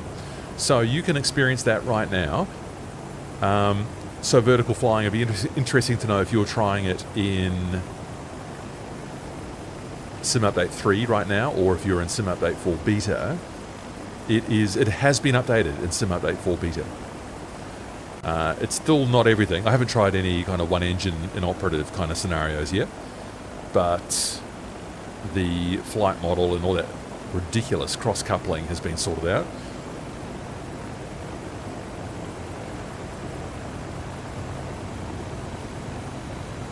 Brian, you were flying in a Chinook in 86 in Canada with artillery gun. Oh, so you were carrying an artillery gun?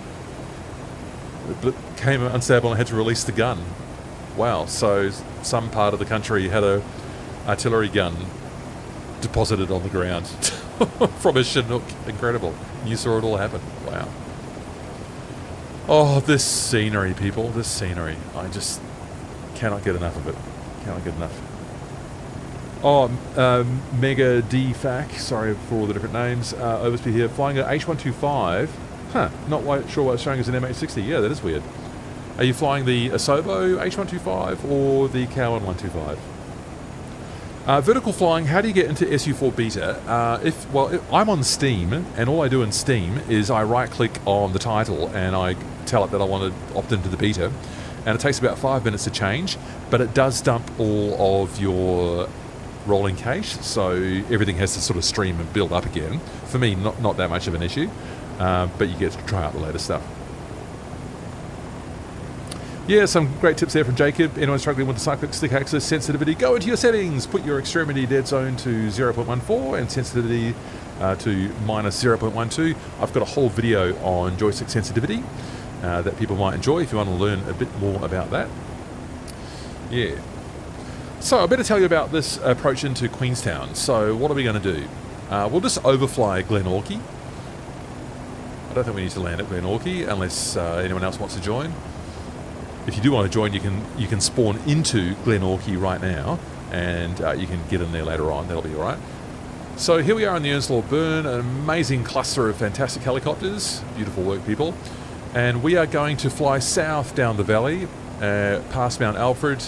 We'll overfly Glenorchy here on the shores of Lake Wakatipu, and we will come inland a little bit, but we are aiming for a nav aid, a waypoint called waiting for time now called, what's it called? Lake Luna. Do we do Lake, is that what I said in the stream? We'll do Lake Luna and we'll follow the valley round. Okay, that's what we'll do. So we will, why do I not see it on here? That's Lake Luna there. So we'll fly south down the shores of Lake Wakatipu. We'll take a hard left turn, go over Lake Luna, and then we'll follow this valley around here to get us to Moonlight, which is at this sort of confluence here. We'll start seeing buildings and stuff here. And then we'll come over to Lake Johnson. And at Lake Johnson, we need to be quite high up if we're going to do the approach officially. And so, where's my approach chart here? I'm not allowed to display this because I'd be violating civil aviation rules or something. So, Johnson arrival, we will enter the Queenstown control zone at Moonlight and track via Arthur's Point to the northern end of Lake Johnson, 5,000 feet or below. So, we will be, what are we at now? Here in the Earnslaw Burn, we're at 3,000, so we're going to be climbing up again. 5,000 feet or below, clearance limit north end of Lake Johnson, and then we do a steep descent into Queenstown and we cross over the north-south runway. And we'll land around in the sort of helipad area on the other side of the airport. So it'll be lots of fun going into Queenstown, but quite challenging. Your hands are quite full when you're doing that. So I am going to start spooling up and getting ready for this departure to the south out of the Earnslaw Burn. We'll just fly down the valley. Just bringing up the throttle now. Don't over torque it. Just got it on 20% torque now. Here it comes. Governor's got it. Oh, almost had it. All the way out to 100 now.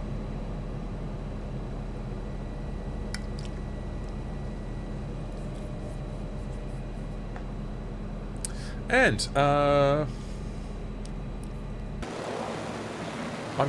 just do a pedal turn and just go out south. So, I might get my input viewer up as well, which I'm leaving a bit late.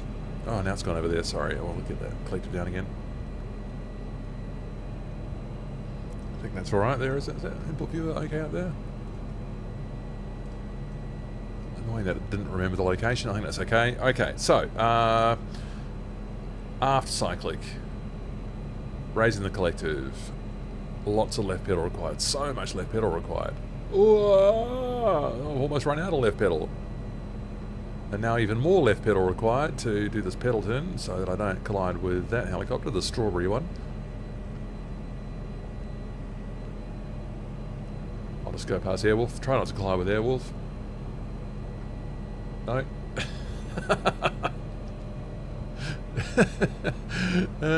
Thank you. Probably ought not to fly under another helicopter, but I will.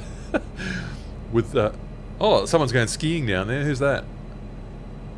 Helicopter 5432.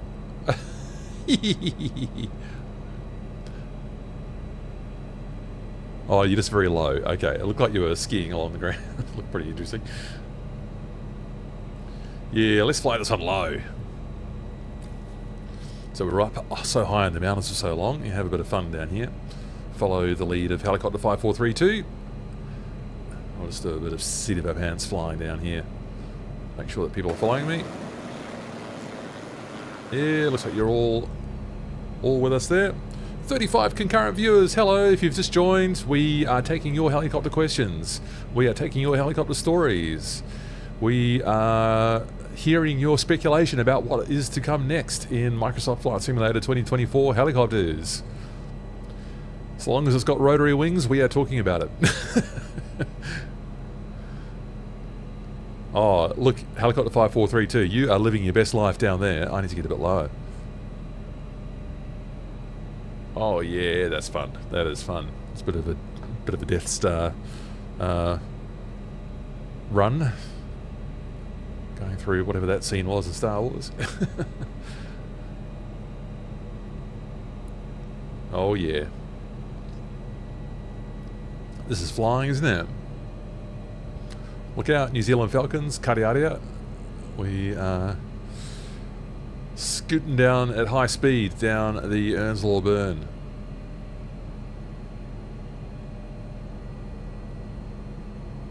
That is cool. That is really great. Oh, no, that's not what I want. Yes, people, you're good. You are so good.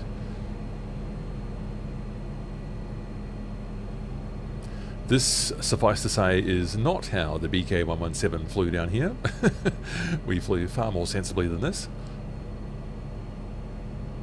The slot on there behind 5432. Wow, these cliffs. You can walk up here. I think it takes about 7 hours to walk up. 7 hours? 6 hours. It takes a good part of a day to walk up there to the Earnslaw Burn and go and relive your Lord of the Rings experience. Or you could just take a helicopter.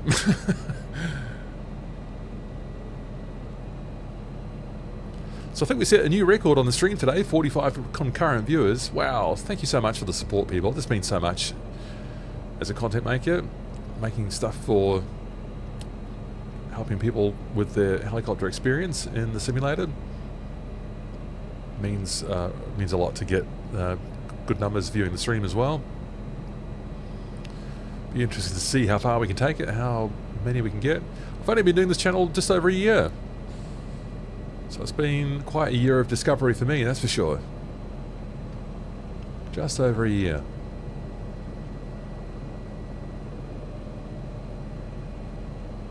Oh, look at that. So we just go straight ahead down this valley, follow the river along. There's Mount Alfred on our right now, or to the front on our right at my 1 o'clock. That's the one that's been carved out by the glaciers over the millennia.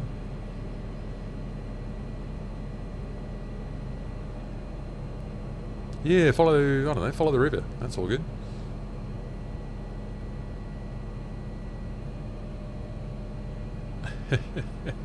That is fun. Oh, I'm risking overspeed here. Better be careful.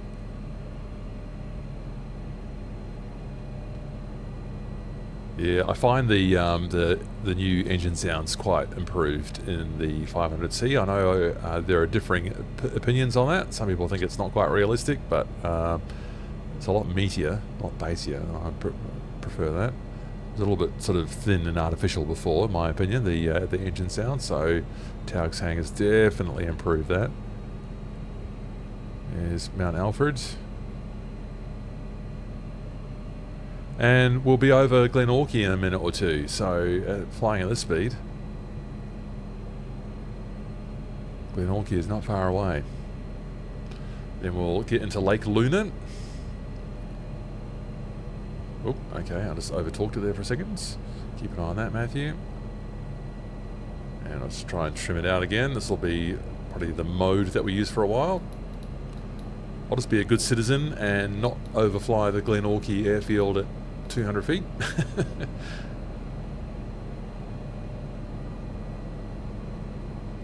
Although, it's your simulator, you can do what you like. Right now, what have I done with this camera? There we go, there I am.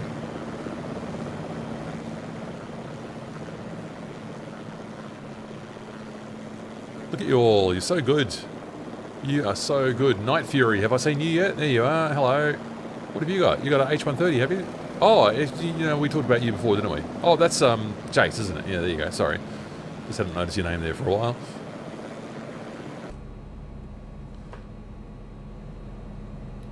God, a bit of an effort. You got to remember people's names. You have to remember the YouTube name, the Discord name, and the gamer tag name. Issues. Anyway, we'll get there. Oh, this is so great. This is still the Rees River, and that'll join up with the Dart River when we get past Glenorchy.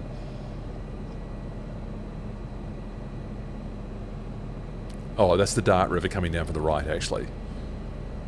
Yeah, that's great.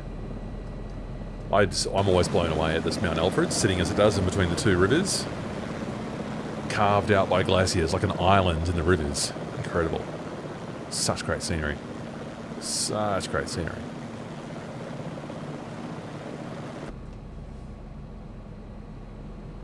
Pedro Moreira, hello from Brazil. Love your channel. Thank you, Pedro. You are so welcome. You are so welcome. Pedro, do you view the videos with the auto dubbing in Portuguese, or are you okay with my rather excited English?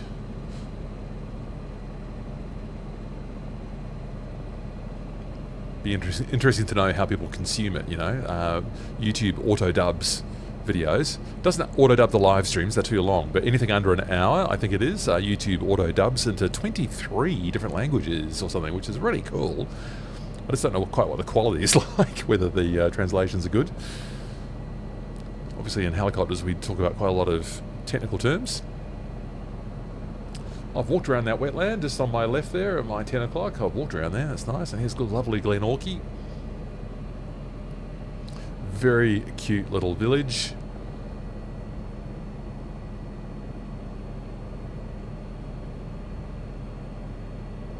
Very cute little village.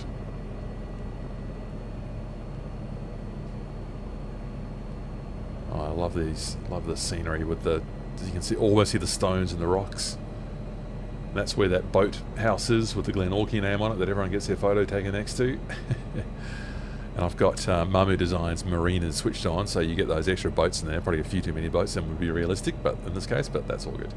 There's the Glenorchy aerodrome there on our 10 o'clock now, so I think we need to land there.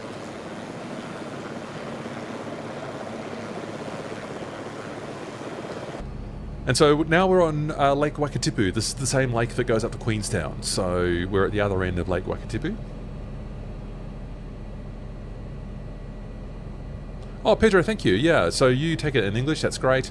But you've not tried the auto dubbing yet. Yeah. Well, who knows? I mean, you might it might be better and worse. You don't get my laughing to myself the whole time. Oh dear. I was cracking myself up making that scenery video, doing the helicopter, adding the helipad. Cracking myself up laughing at how ludicrous it was that me, of all people, would be making a scenery tutorial. Not exactly one of my areas of skill, but we can do it. We can do it. You can add your own helipads in MSFS 2024, and possibly even do it in 23 different languages if you like consuming the dubbed videos. Lake Wakatipu, how glorious it is. So I'm checking that I do have real weather on here. It's just like it's been so even and lovely. Real weather, yeah, there we go. Now, so I need to figure out where we're going to turn in. So we want to get up to Lake Luna.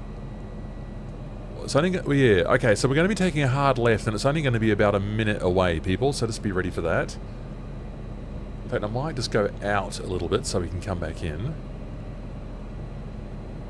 Oh, I think I can just see it, actually. I think I can just see where we go. It's kind of a point there. We're going to be taking the left to get us up to Lake Luna. It'll be quite a sharp climb, so be ready for a climb, people.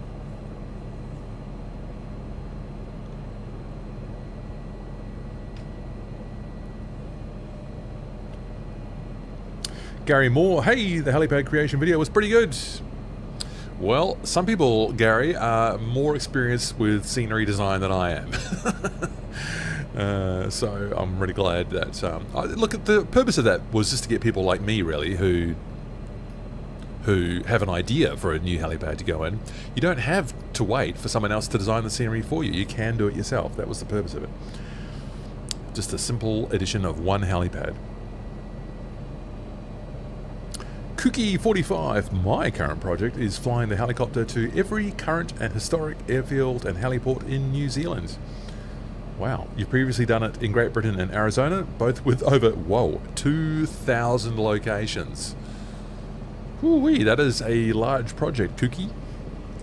And New Zealand is a great place to do it because the scenery is so good, and we've got that 1 meter LiDAR radar, the 1 meter LiDAR scanning. So in many parts of New Zealand in MSFS 2024, so the ground scenery is just amazing. The mesh down to 1 meter, so high resolution. You got 300 destinations in New Zealand to visit. Wow, that is a great project. Hope you enjoy that. Gary Moore, 1.4 million MSFS 2024 users per day. Where did you get that information from? There would be certainly other interested simmers in wanting to know how to do it. Yeah, Gary, I agree. Where did you get 1.4 per day? I thought it was, can't remember what Jorg said in the last live stream, but I thought they were getting like 1.4 or 1.7 per month unique users, if I'm not recalling that incorrectly. Cookie45, you're in 2020, should I upgrade? I'm going to go with yes, because I actually don't know this for sure, but I think that streaming scenery with the 1 meter LiDAR terrain probably only happens in 2024 and not 2020. I hope I'm not wrong about that, but otherwise how would, in 2020 you'd need to download the scenery, wouldn't you? Okay, we're about to take our left turn, people. And we are going to go up there. So it's a hard left, so I'm going to start that now. Oh, I'm so happy with the trim on the 500C now. It feels like it's just so much improved. Taog's Hangar has done such a great job. Alright, I'm going to pull a bit more collective, and I'm going to nose up slightly. We're going to be climbing here quite a bit.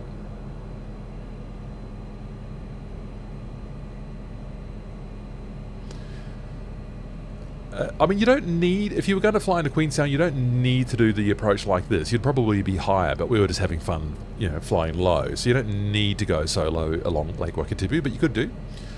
And you could do what we're doing here. So Lake Luna, I think, is on that approach. And Moonlight certainly is. So that's what we're going to get our way along to as we fly into Queenstown. Looks like I have once again, I seem to have a knack for this, because I don't really have a formula, but I have once again chosen a really good length of flight. Like, I think it's quite good to do the flying within about 2 hours.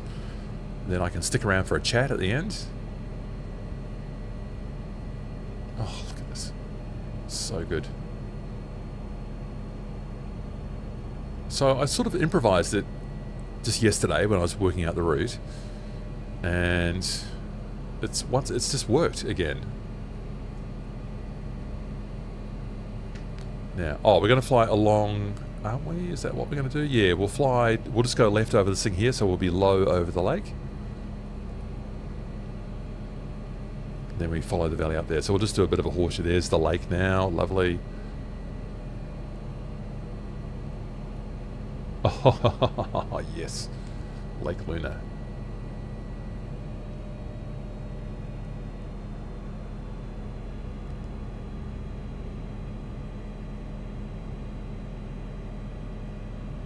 Oh, that's so good. All this low subalpine grassland habitat here. So good.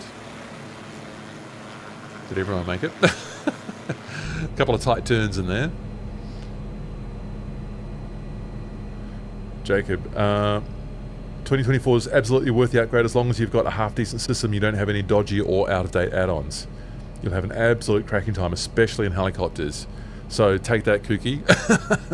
If you want to do your higher resolution flying in New Zealand, I think 2024 is going to be the way to go, especially if you like helicopters. And if you do go into 2024, then you've got the option of using this, a MSFS 2024 only helicopter. In fact, the first, and still the only, I believe, yeah, still the only helicopter developed exclusively for MSFS 2024, the Taog's Hangar 500C, which is flying just beautifully after its massive upgrade that was released only yesterday.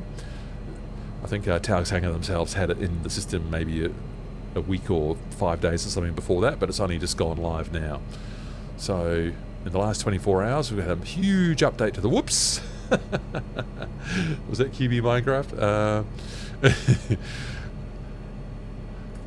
Here's our valley. Oh, how good is this?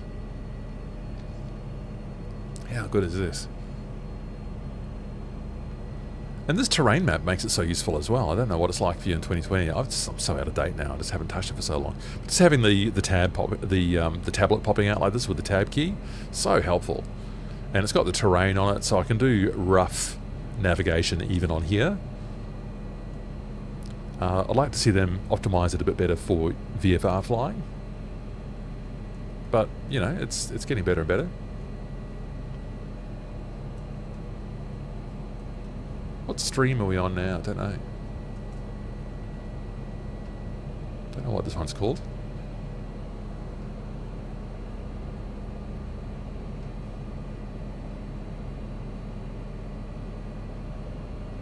So Queenstown, you'll have a bit of a challenge managing your speed and your power, your energy, because it's quite a steep descent once we cross Lake Johnson and descend quite sharply into Queenstown. So I think you want to make sure you keep your speed up. Maybe we'll be doing that at about 40 to 50 knots. And we'll be lowering collective and going in quite steeply into Queenstown to cross the north-south runway. The main runway. How good is this valley? How good is this? Jacob, highly recommend Reshade for an even better graphical experience. What does Reshade do? I haven't heard of that one.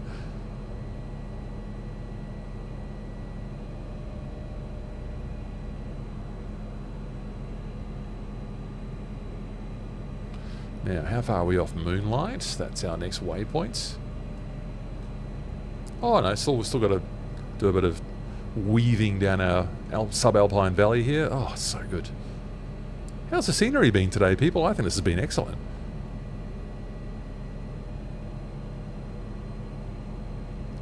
I can fly this. When it's all trimmed out, I can fly this with just 2 fingers. It's so great on the Windwing Orion 2.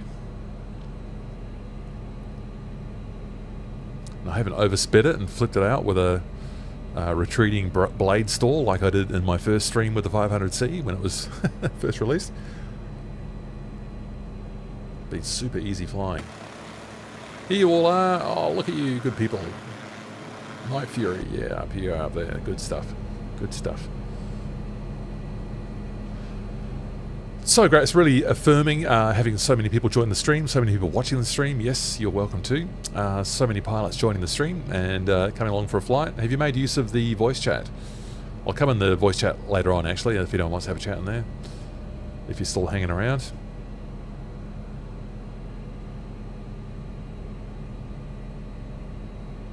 Scenery's been spectacular, Brian. Good to hear. Good to hear. Another little project for people to enjoy at some point. Go and do some alpine flying in New Zealand. And I think you can see now the terrain is a little bit more detailed, and that is because, of course, the auto-gen does a great job with the whole planet, but what we've got now is I think we're into the 1 meter terrain now.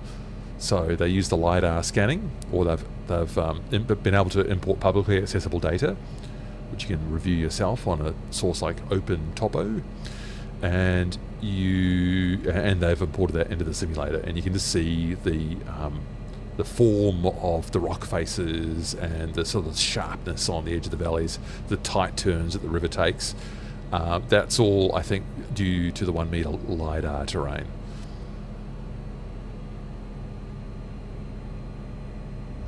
Which streams its way to you through Microsoft Flight Simulator 2024. That is the way to go, in my opinion. I think it's a terrific innovation, the streaming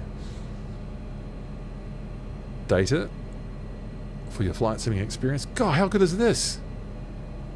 How good is this? This is brilliant. Wow. That's so great. It's just unreal how good that is. That is fantastic. Also, don't crash, Matthew.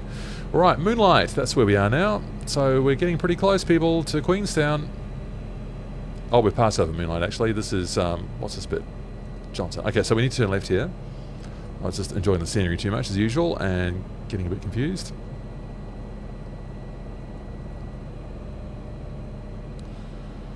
Yeah, so Lake Johnson's 5,000 feet or below, so we're certainly below that now. We are well lower than that. So we come over here, and Lake Johnson will be on our right as we pass through here.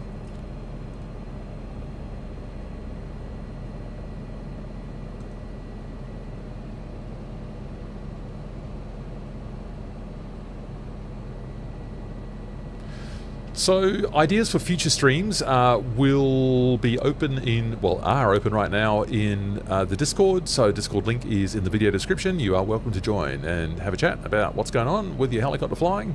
And you can give us some ideas for your next helicopter adventures. Of course, I will read the text chat here in the stream as well. If you want to see us go somewhere next time, you want to join in next time, where do you want to go? Let us know. There's the Remarkables in the far distance there, and here's Lake Johnson, and right in front of that, or beyond that, is Queenstown Airport. So we have made it. We have made it, and ready for our steep descent into the airport down there.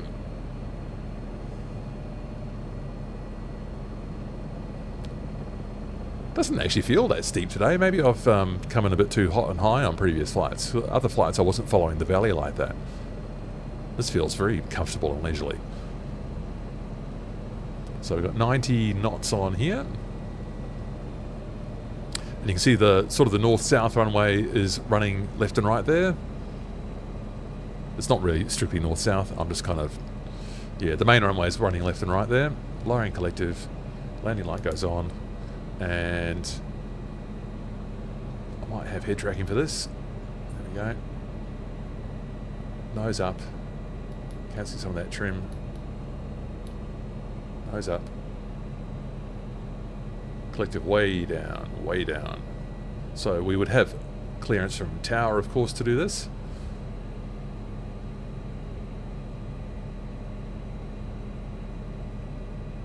I'm going faster here than what I would like.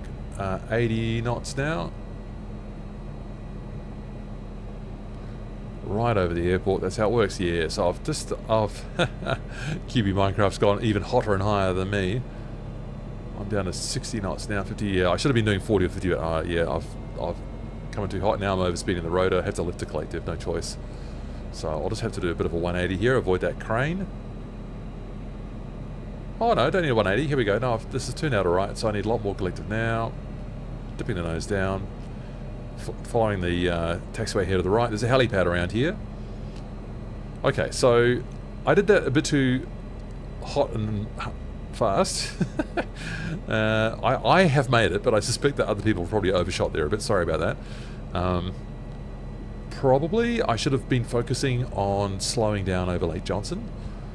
Probably getting down to about 70 knots down there. Rescue helicopter.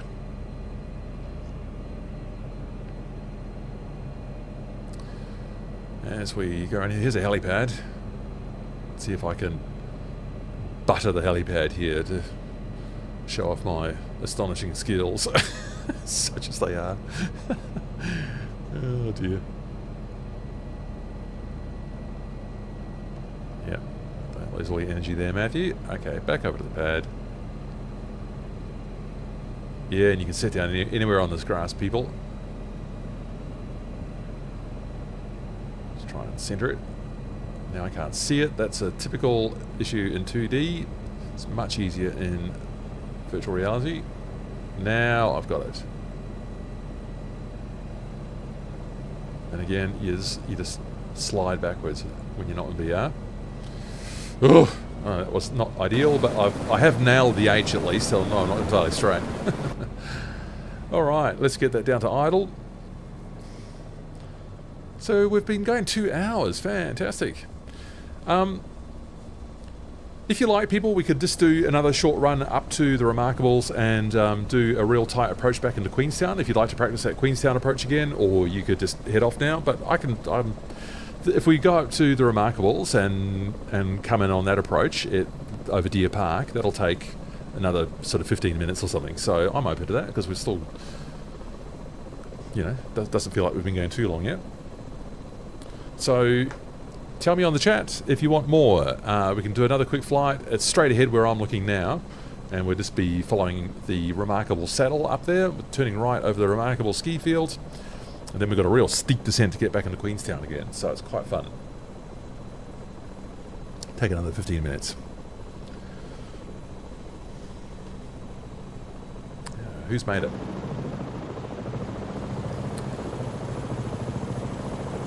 QB Minecraft helicopter 1, 2, 3, 4, 5, 6, 7, 8 helicopters right there. Now that calls for another group shot.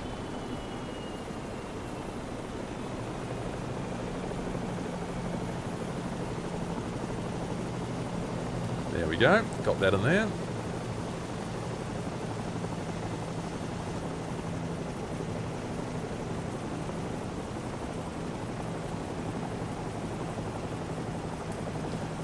Vertical flying. Have you tried helos? I guess that means in VR. Yes, VR. So that issue I had just on the helipad here, where I can't kind of see down, and you end up kind of just floating around. That is not an issue in VR because you can see how high you are. Whereas in here, once you're quite low over the pad, it gets a bit difficult to know how high or low you are. So that yellow helicopter, Brian, that is an MH60 Tango. So that's a Miltech production.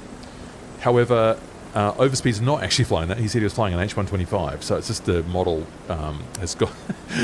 my sim's displaying the wrong model. Okay, let's do this extra little bonus flight. So we'll go straight ahead here. So I'll just get myself back up to speed.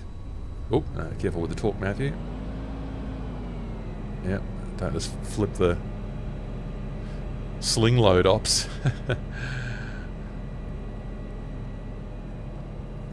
I'll do that in another video. Because I can't just put on a load, can I? Because it's only cosmetic really in here. Battery, bear pause. No, it's gone off here now. I can put the cargo hook. No. I put a Bambi bucket on, but it's again it won't use the MSFS 2024 stuff. I need to be in a career mode for that. Okay, so landing light is on. So let's get ourselves going here. Where's the input view? I've done that again, Matthew. You put it in the wrong place. Okay, come back. Input viewer. All right. Aft cyclic, left, lots of left pedal, lots of left. What have I done? No matter how much left pedal I think it is, it's always more. Whoops. Let's go over Night Fury here. And here's how we do the Remarkables departure. We just go straight up. We go straight up there. A very wobbly departure there, not very good. Flying skills have gone out the window a bit the longer the stream has gone on. There's some terrible photogrammetry there on the lower right of what is supposed to be a car park. Gaia and Microsoft Flight Simulator team could fix that. That would not be a big deal. Anyway, they'll get around to that one day. So, I'm at the top of my Taog, and we just fly up this saddle up here.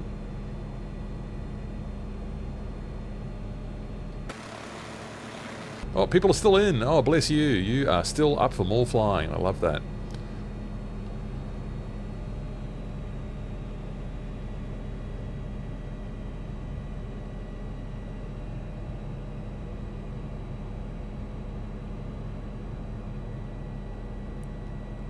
Alright, I'm not going to make that, so I'm just going to abort that particular maneuver and just come over here. I wonder if I might be in a bit of a downdraft here.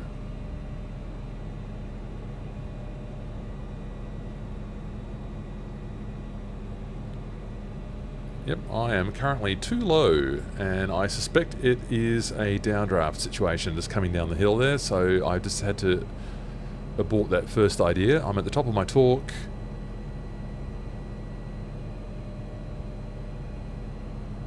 Cheers, Mega DFAC. Sorry for not knowing how to say your name. Yeah, really happy to have you on board today. Really happy to have everyone on board. And now just a little bit of a bonus approach here with the crew. There you all go. So we've kind of recovered a bit from this. I'm pretty sure it's a downdraft because it just really lost all the power. I don't know if I guess you've all got real weather on, and who else might have experienced that? If you've got a big powerful helicopter that was lightly loaded, it might not have been an issue. I've got a I've got a fully loaded machine. Still got more than half a tank of fuel, so that's good. And here we are back at the road again. Just need to do that trim a bit more. There we go. Oop. I was sitting on the pedal the whole time. Bad habit. Now we just follow the road in. We'll see the Remarkables ski field, and then we'll go over the top of the Remarkables, and we'll see an absolutely stunning view of Queenstown. And we'll try a very exciting approach. I mean, it will end in exactly the same way with us coming over Lake Johnson, but it's be pretty fun times getting up there. Night Owl seems to have no lack of power. I'm wondering if I can make it, actually. No, I don't think I can. Climbing at 1,000 feet a minute. Ooh, I'm going to have to circle, people. I just need to come out here to the left. And I'll just do a circle here. So this turned out to be... I've done this before in the H125, and it's not an issue, but that is a more powerful helicopter than this. Now I'm descending. That's not what I want. So... Oh, this has turned out to be a bit more live than what I expected. So I'm just going to need to just continue this climb here a bit. There's the road to my left. And then we will dip in there to get a bit higher. Yep, I did not give that all the respect it deserved, that climb. Oh dear, oh dear, oh dear. Right, this looks a bit better now.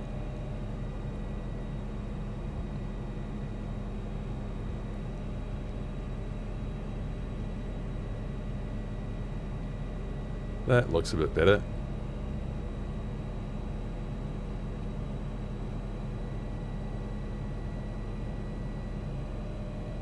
So 70 knots. Got a tiny little bit more torque available to me.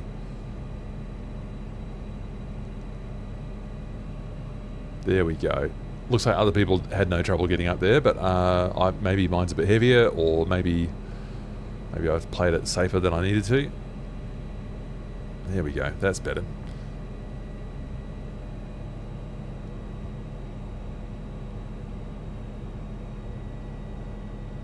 Hey, Big Al. Yep, thank you. Great to catch you here in the stream as well. Good to know that you're loving the heli vids. Appreciate that. And you're welcome for the hard work, yes. Really helps you decide whether you want to buy a helicopter or not, yeah. That's what it's all about. That's why I'm doing those reviews. I mean, I guess I'm in the privileged position as hopefully a content creator who has developed a bit of a trust dynamic with developers and with audience, that people will let me try out the machines sometimes before they go out. So that's good for the audience. And here we are at the ski field, by the way. Good for the audience. It's good for me in the sense that it's a fuel for the content creation. This is the remarkable ski area, so this will be a very popular place in winter. Well, the chairlifts are animated there, looks great. And when we go over the top of this ridgeline, then we get the amazing view of Queenstown.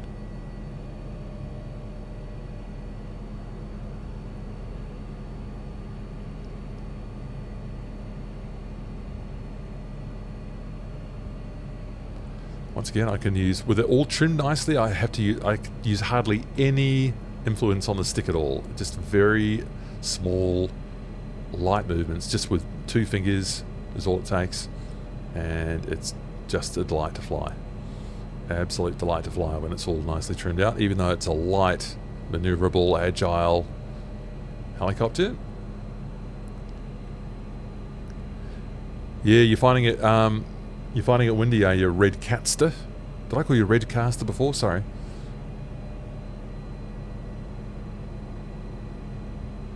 Wonder how Night Fury's going in his H130 there. He's probably got a bit more power than us.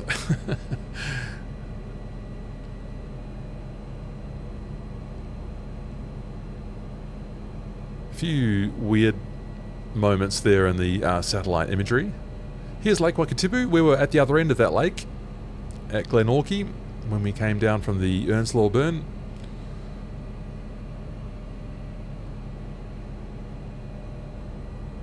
I don't know how you could never get tired of flying around here, could you? I mean, I'll need to find other locations for streams, but I mean, just coming up here for a fly is just so great. And here's Queenstown. What a view. What a view. What a view, what a view, what a view. Oh, you're just on top of the world up here, aren't you? Lake Wakatipu. So glorious. Okay, so this approach. There's a brown bare hill right in front of me. That's called Deer Park. I need to aim directly for that and lower the collective. Lower the collective. And lift the nose.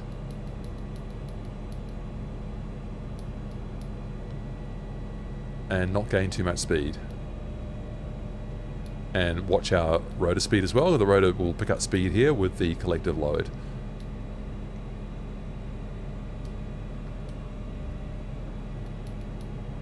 And that's the airport where we were down at before, so yeah, it's good stuff over here, isn't it? Right, so aiming for Deer Park. Might have been good for me to have checked the official approach before blindly doing this, but the idea is we go over Queenstown Hill. There's a minimum height here, which I have currently forgotten. Johnson arrival, and what's the other one, please? The Remarkable's arrival. Deer Park, to the northern end of Lake Johnson, 7,000 feet or below. We're at 6,000, so we're fine there. Remain 5,000 or above until north of the Frankston Arm. Okay, so no lower than 5,000. That's why this gets steep. And that's because planes are taking off north and south down there. I know it's not north and south, but I just keep saying it. So there's Lake Johnson again, and here we do not want to go lower than 5,000 feet. Oh, getting too fast here. Bit rough there for the passengers. So we've got 5,000 feet on, just trimmed it out there. Okay. So we're losing a bit of speed here. People keeping up with me? Yeah, look at you. Ryer Storm, QB Minecraft, you're all still with us? That's great. And don't go lower than 5,000. That's the Frankston Arm right below us. And I'm currently lower than what I should be.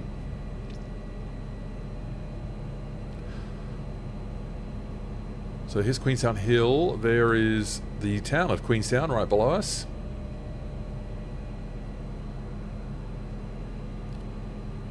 I don't see the hideous pine forest. Sorry, I'm not a great fan of pine plantations when we've got perfectly good vegetation of our native vegetation of our own in New Zealand. And so we've passed the Frankston Arm, and so that means the airport's off there too. We've sort of passed the sort of the danger zone there, which is good because I've already busted down lower than I should have. And so Lake Johnson 3000. So there's Lake Johnson over to our right, and I need to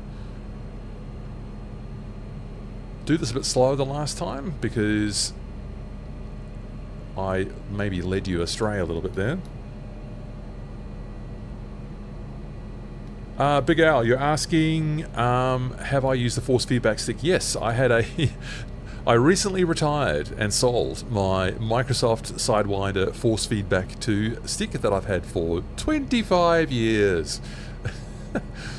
But I wasn't using it as a force feedback stick, I was just using it as a non-centering stick for my helicopter flight simulation. And so now I've got an Orion 2, which is working really nicely for me.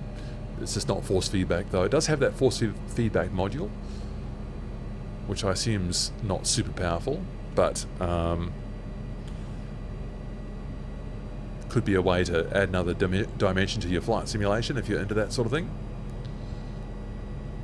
I'd love to test the Moser AB6.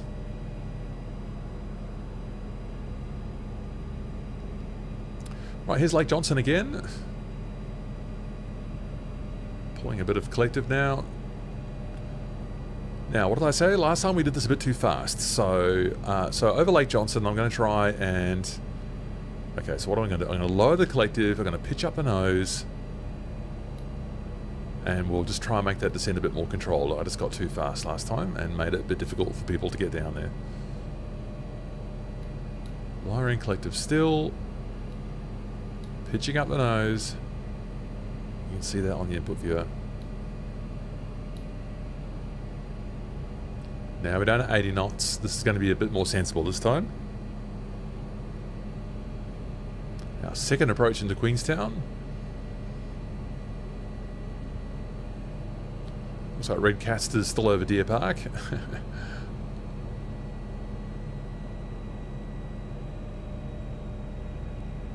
90 knots. Okay, so am I getting faster than what I want to?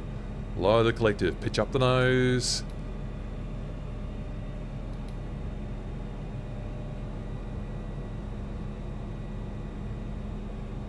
(3,000 feet at Lake Johnson, that's what we wanted. And at this point, this would be our clearance limit, and we would be talking to tower to get a clearance to land. To, well, cross the main runway and then get a clearance to land over at the helipad. That's how that would work.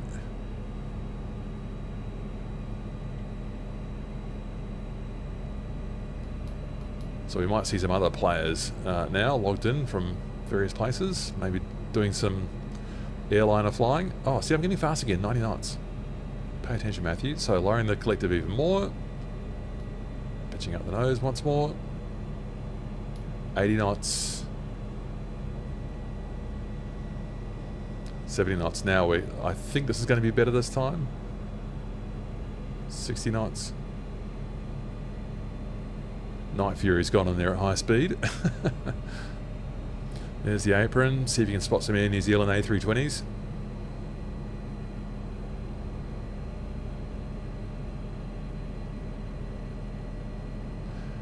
So normally we don't fly over the apron, I believe, and we maybe come down here and we can sort of turn into the taxiway down here.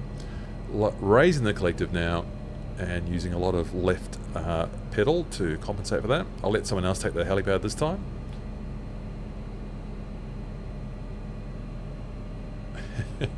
Bit of a close pass here from Ryra Storm. And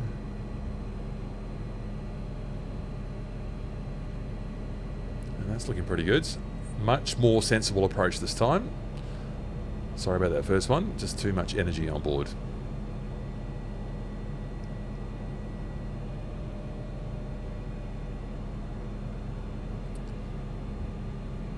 Yeah, Big Al in New Zealand always does look amazing. That is a fact. That is a fact.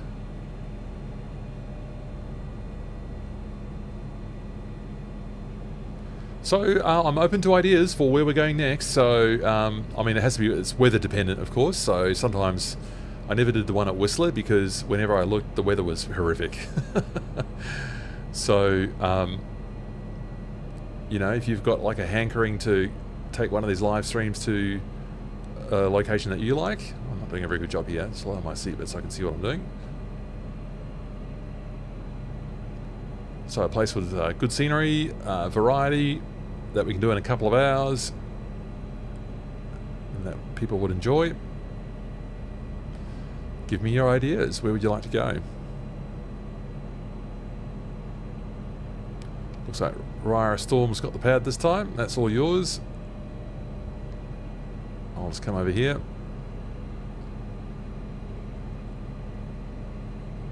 And I just lost that speed a bit too dramatically, and I've done a bad job there. Oh dear, oh dear. It's the two-dimensional thing. It's just that you can't. I could rely on my muscle memory to be a bit better there, but I just was penduluming it around there for a second. And anyway, that was a bit embarrassing. So here we are. Just get that idling now. Whoops. Get that idling, please. Might as well run a shutdown now while people tell me, Red Cassie, you're in the HPG H145, and yet it displays as a... What was it displaying as? Oh, the Cessna. Yeah, that's right. That was you. Oh, there was another one as well, wasn't there, of them? All right, Brian, you are so welcome. It's been great to have you. Thank you for participating. And I look forward to catching you another time. Thank you for your kind support of the channel and what I'm trying to do. Very much appreciate that. So let's get the shut down, and I'll hear people's ideas for where they want to go next. Switzerland would be really cool, but not at this time of day because it's too late. It'll be nighttime. So what can we do about that? It'll have to be a different time of day. So this is already early Sunday morning for me, so I'd have to do it at a different time of day. Maybe on my Saturday night would be Saturday morning, I suppose, for Switzerland. Flying to Zermatt or something would be nice.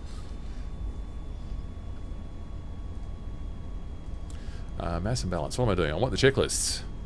Checklist, please. Checklists. No. Checklists, Matthew. You can do it. In-flight. Post-flight. So, have we idle for 2 minutes? Let's just say we have. The collective is full down. Cyclic is trimmed to neutral, which I think I achieved by just holding that down. And I think that's what they have as the neutral trim. T-Player, I really enjoy flying in Slovakia. Are you the person who was flying the Bell 429s in Slovakia? Someone sent me a message with some liveries. Helicopter 5432, you are so welcome. I hope you enjoyed that group flight. Obviously you did, so that's great.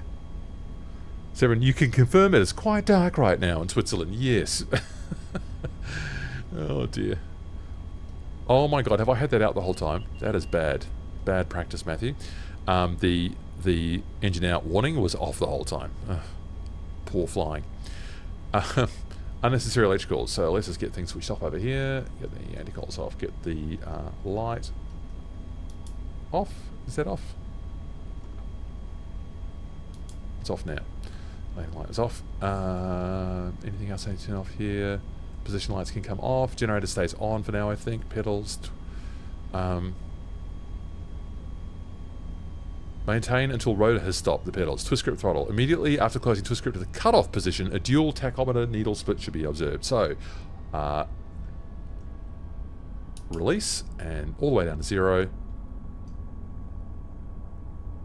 Is it at 0? Or did I not quite get it? No, I didn't quite get it. So 25. That's got to be 0 now. There we go. There we go. There's the split in the needles. That's good. Gen switch switches to off.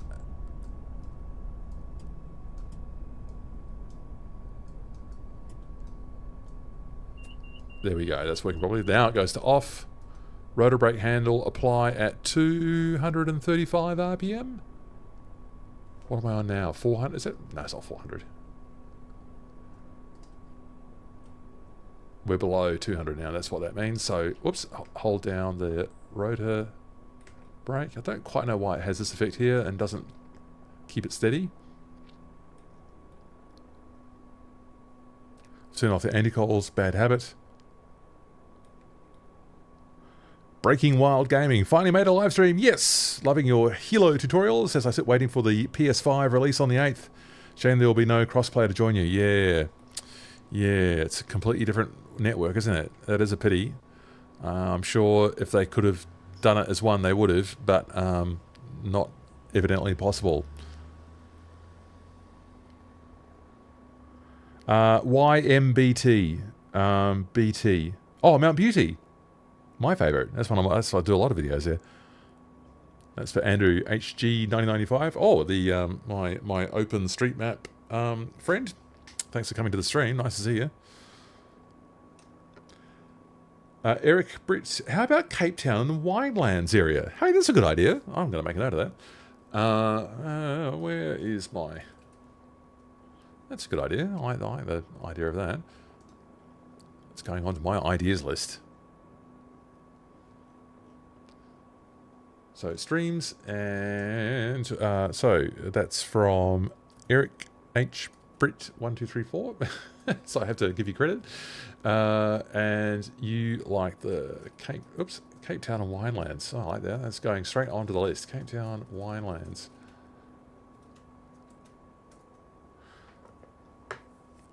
Is the Steam Lighthouse system necessary or highly recommended for the Pimax Crystal? Don't know about the Crystal. I use the Crystal Lite with its inside-out tracking, so I find my tracking is just fine, although in a really dark room it starts to struggle a bit, so you might want to leave the light switched on. I don't really get any leakage into the headset, apart from maybe a tiny bit down the bottom, but that doesn't bother me too much once you've got like a bright image in your headset. It doesn't matter too much. So does the update, Big Al is asking, does the update improve the 500? I haven't updated mine yet. One thing I would like is a pilot in the 500 when flying. Now, can you actually achieve that now? So,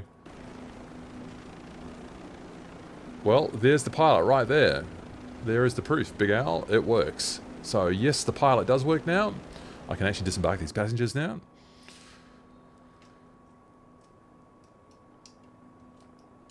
Let's open some doors. Or do I have to do that on the tablet in here? Or can I go outside? Make it your mind, Matthew. Open that one. No.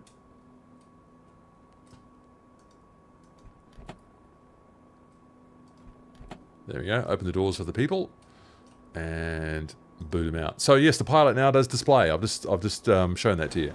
So I've got a pilot in. That's my normal avatar. And which doesn't look anything like me, but whatever. And then I can now politely ask these passengers to get out by going to flight performances. Whoops, mass and balance. Well, my joystick is, don't touch that. Seats, and we'll just put those down to 0. Quick fill 0, load aircraft, and they disappear out of there. Oh, and then the blade slows down. That was a bit of a weird one. Norway. Fjordkisten. Sorry if my pronunciation's no good. Yeah, well, Big Al, I've got that, oh, what's it called now? Kinsarvik scenery from wonderful Clifford. It sounds like you might have a different area there. So, what are we writing here? Norway Fjordkisten. Sorry for my pronunciation. Region, and that's from Big Al's Plan. Thank you. It's going on the list. Yeah, so, but Joel, you might have been asking about the Pimax Crystal and not the Pimax Crystal Lite. The Crystal, no idea. I've not used it, so don't know.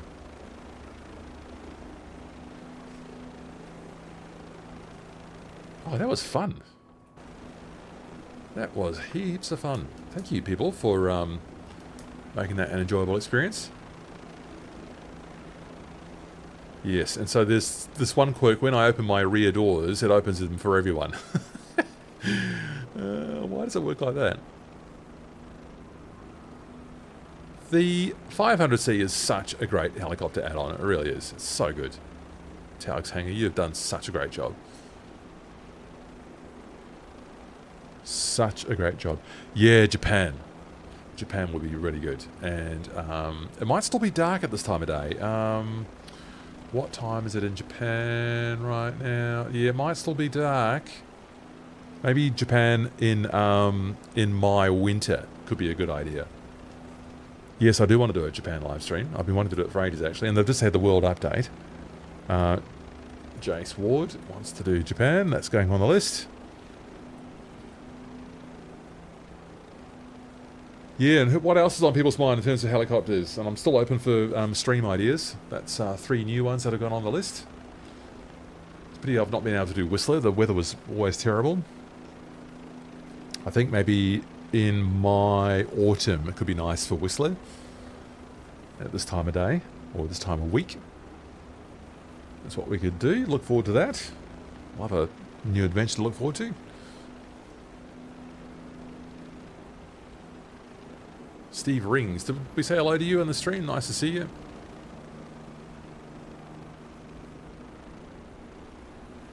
Night Out. Oh yeah, I love that Spanish livery there. That's great. Really good. Yeah, the CH50, CH53 you're looking forward to, Jace. Yeah, that's going to be something. Well, I guess with those Miltech add-ons, they're always sort of simplified to a degree, and I don't mean to put it down. It's just the house style tend to be simplified a bit.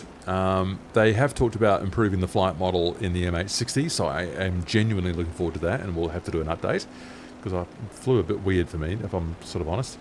I did say that in the video.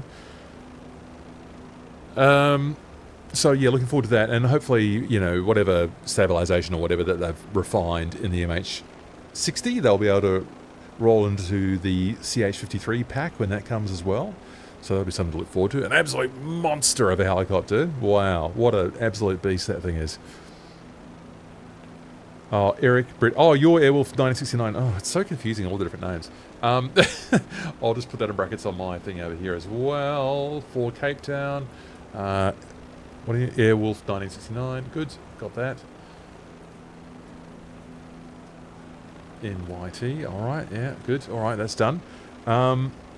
So, Breaking Wild. Some low level along the Kolo River. Kolo River? North of Sydney. Winds through the hills of the Wallamai and Yengo National Parks. Yeah. That sounds good. So, that's going on the list. That sounds good. So we just need to sort of define a nice end and beginning. So maybe we could end it in Sydney and do like one of those published approaches. Could be quite an interesting challenge. So that's Kolo River. North of Sid. And yeah, that's Breaking Wild. Good. Thank you for that. That's going on the list. Wallamai and Yengo National Parks. All right. Cool. That's good. That is on the list. All the best ideas always come from the viewers. Big Al, yeah, even a real-life MH60 pilot said it flew a bit odd. Was that snack pack guy? I think his main concern was the roll rate. My concern was the fact that you had to use the pedals to steer, which was very odd. Very odd indeed. You could almost roll at 90 degrees and it still wouldn't turn. And like the amount of pressure in the rotor and transmission system for it to not yaw when you're doing that would be extraordinary. So that was my main issue with it. A Hunter G in your multicoloured 500C there, that's good. So I think they improved the roll rate already on the MH60, but yeah, I think there's been some further developments, and I think the yaw handling has been changed in the new update, which has not gone live yet. So yeah, I'll be keeping an eye on that, and I'll do an update there as well, because that was, you know, if you publish a review and there's something you don't like, I think there's an obligation for the creator to follow it up if they change it. So that's what I will have to do, and I will do a little video about the 500C. I'll do a crop spraying activity, and I'll show you how to use the sat nav machine that they've got in there, that they've added in there to show you your tracks that you're spraying. Very convenient. Love that. Oh, Jace, you're waiting for a good gazelle. Well, Jace, Fly Inside are working on it. So they accidentally announced it, and so it was very embarrassing. And then it went on sale on the shop. That's what I meant. It accidentally went for sale on their shop, and people bought it, and then there was no helicopter. So that was allegedly a issue with the shop or something. So let's hope they get that sorted out and actually deliver the gazelle. So yeah, we might have a gazelle, Jace, soon. So you can follow the Fly Inside Discord there.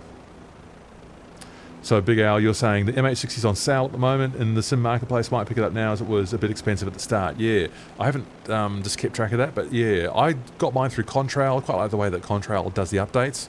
So is it on sale on Contrail? I might just quickly have a little look on my end here and see what it says.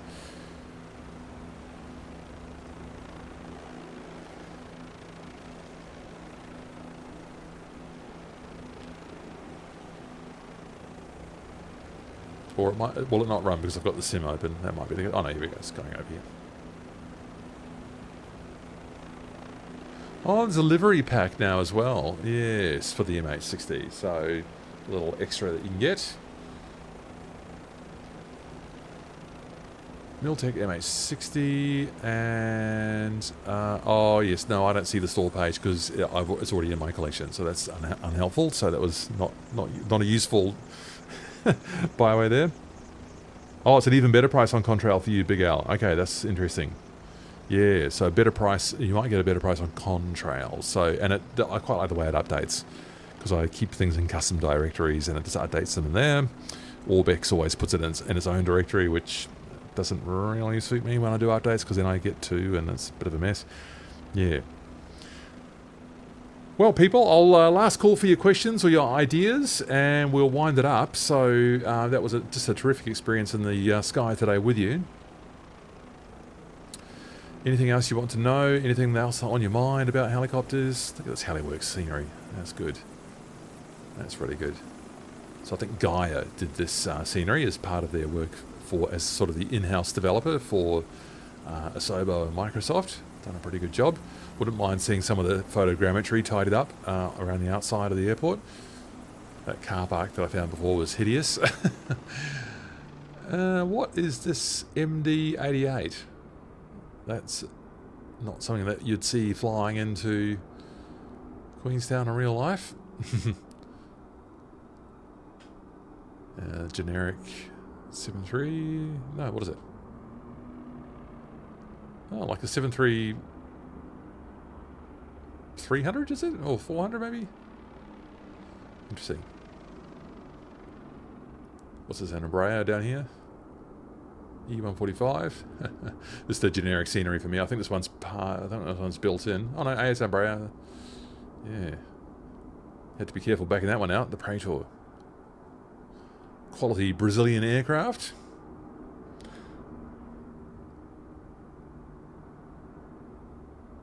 Vertical flying. Do you know when the missions featured in the MSFS 2024 trailer will be implemented in MSFS?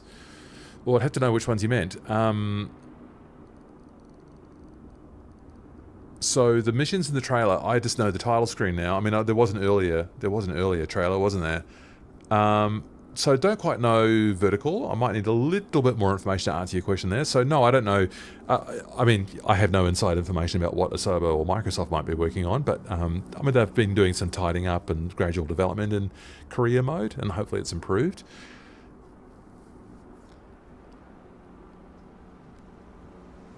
So this is the default one. Yeah, got the Airland R44. It's great. Yeah, good. That's a freeware on flightsim.to, I think.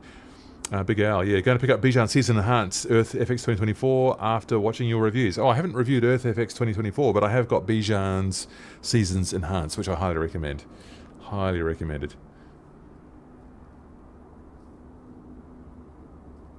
Right. Oh, there's an updated R44 now, Northland, which doesn't require the external software. Good, yeah. Well, because there's a helicopter flight model inside both 2020 and 2024 now, which they did not have initially. Well, 2020 didn't.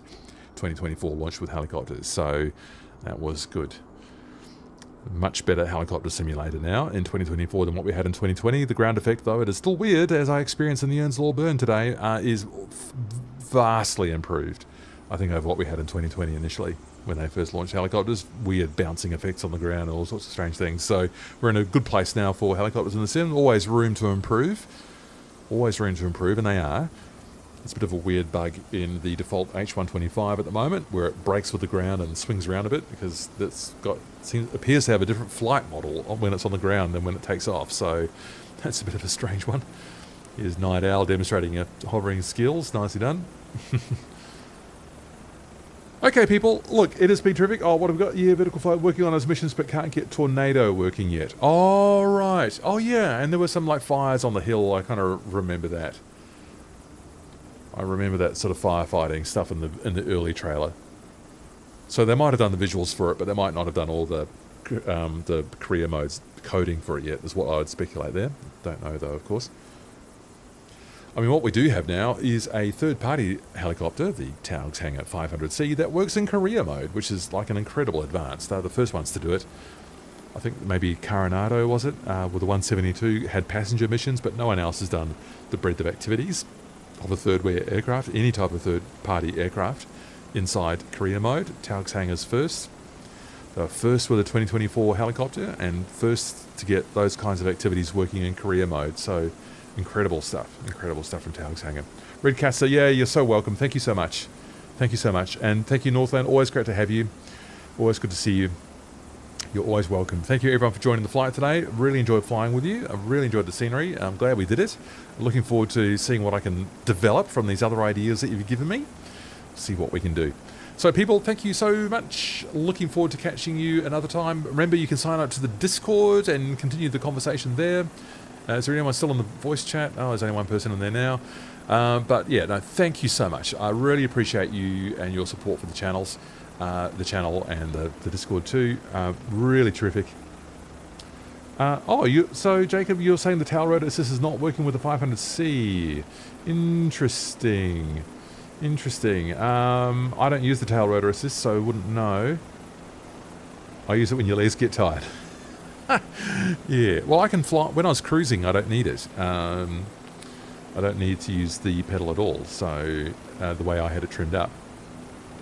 Yeah, good work on your formation flying there, people. I was concentrating on the navigation, and you were enjoying your formation work there. Hopefully, I flew in a reasonably straight line for you. Hopefully, I kept it reasonably sensible. That was a bit of a tight arrival into Queenstown that first time around. So I'm glad we did the second one, which is a bit better. Yeah, and that approach into Earnslaw Burn was a little bit chaotic with couldn't discern the height from the ground properly, so that made that a bit harder. Excellent stuff. Good. All right. Well, love your work, love your flying, love your participation, people. Look forward